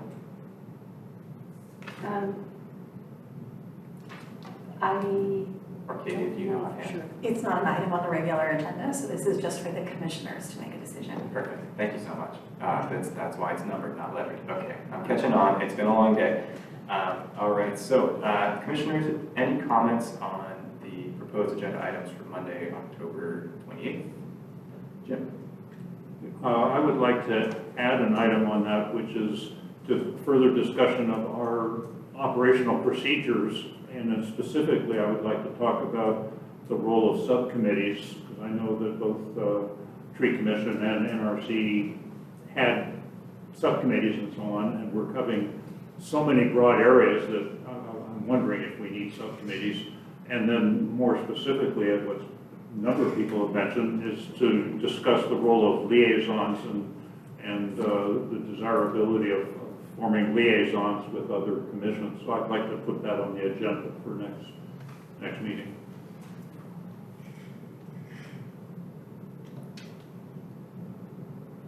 Okay. Sorry, let me capture the notes.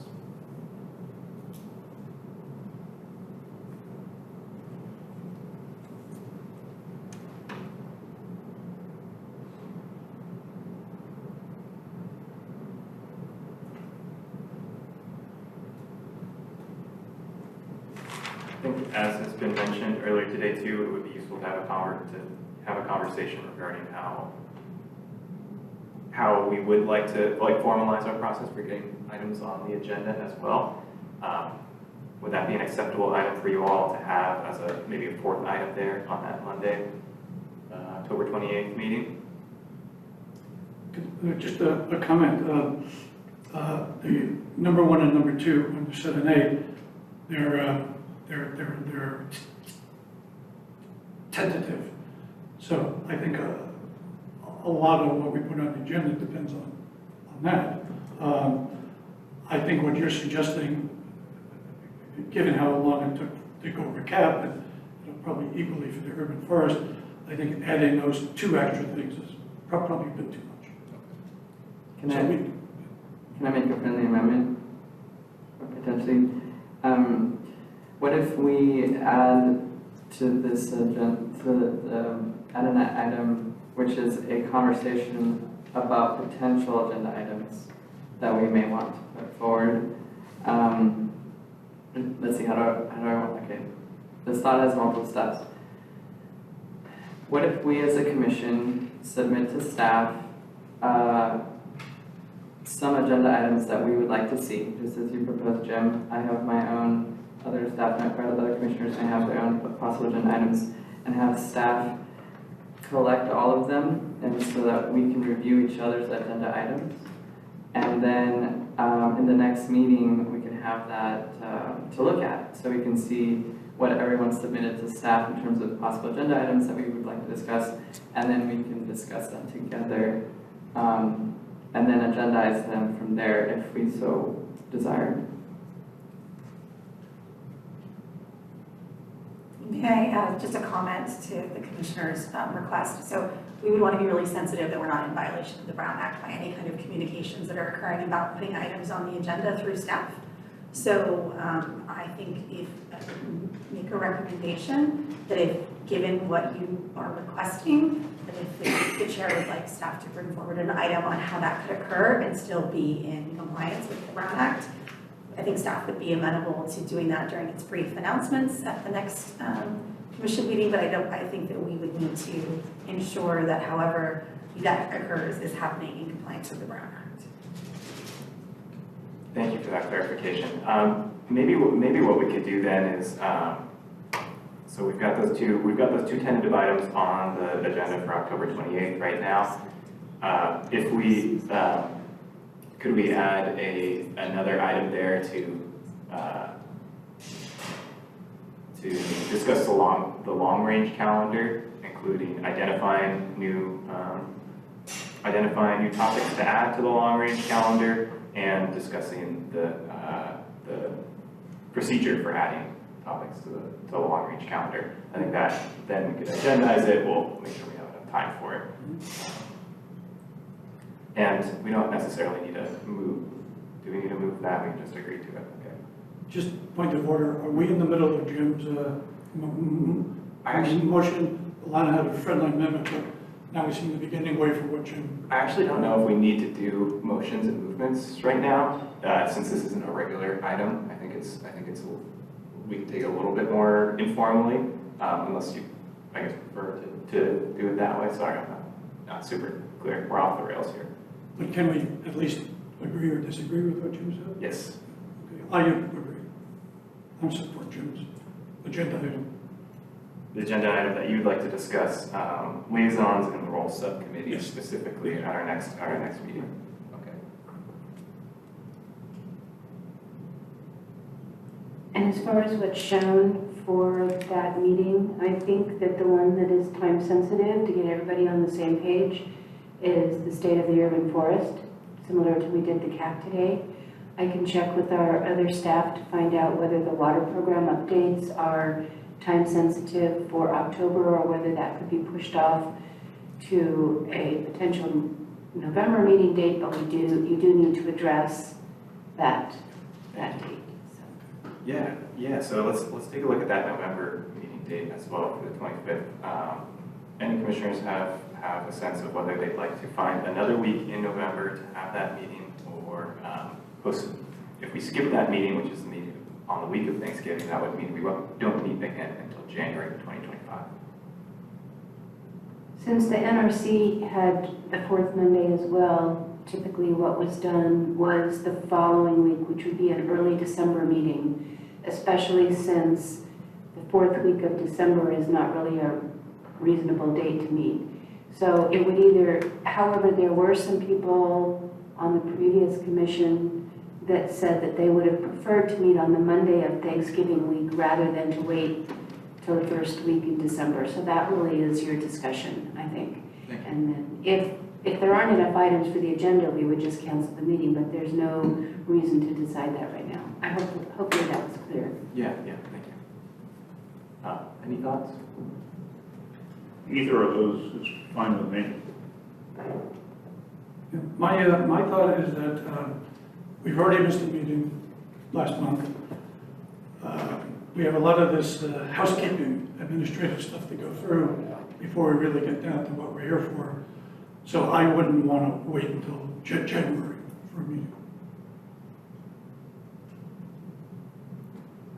Either of the dates work for me, the Monday before Thanksgiving or the first week of December are fine. Yeah, they're fine for me as well. All right. May I suggest for the Monday following Thanksgiving in that case, if you all have preferences? Great, thank you. And Jim, I agreed to, or John, I agreed to that I don't want to miss that meeting either, so. Great, well, I think with that, we can move to adjourn this meeting. Do we do a vote on adjournment? I'm sorry. No, just. Great. No. You didn't give me a gavel though, so. No, apologies. Yeah, that's all right, Yeah. next time though. Thank you all.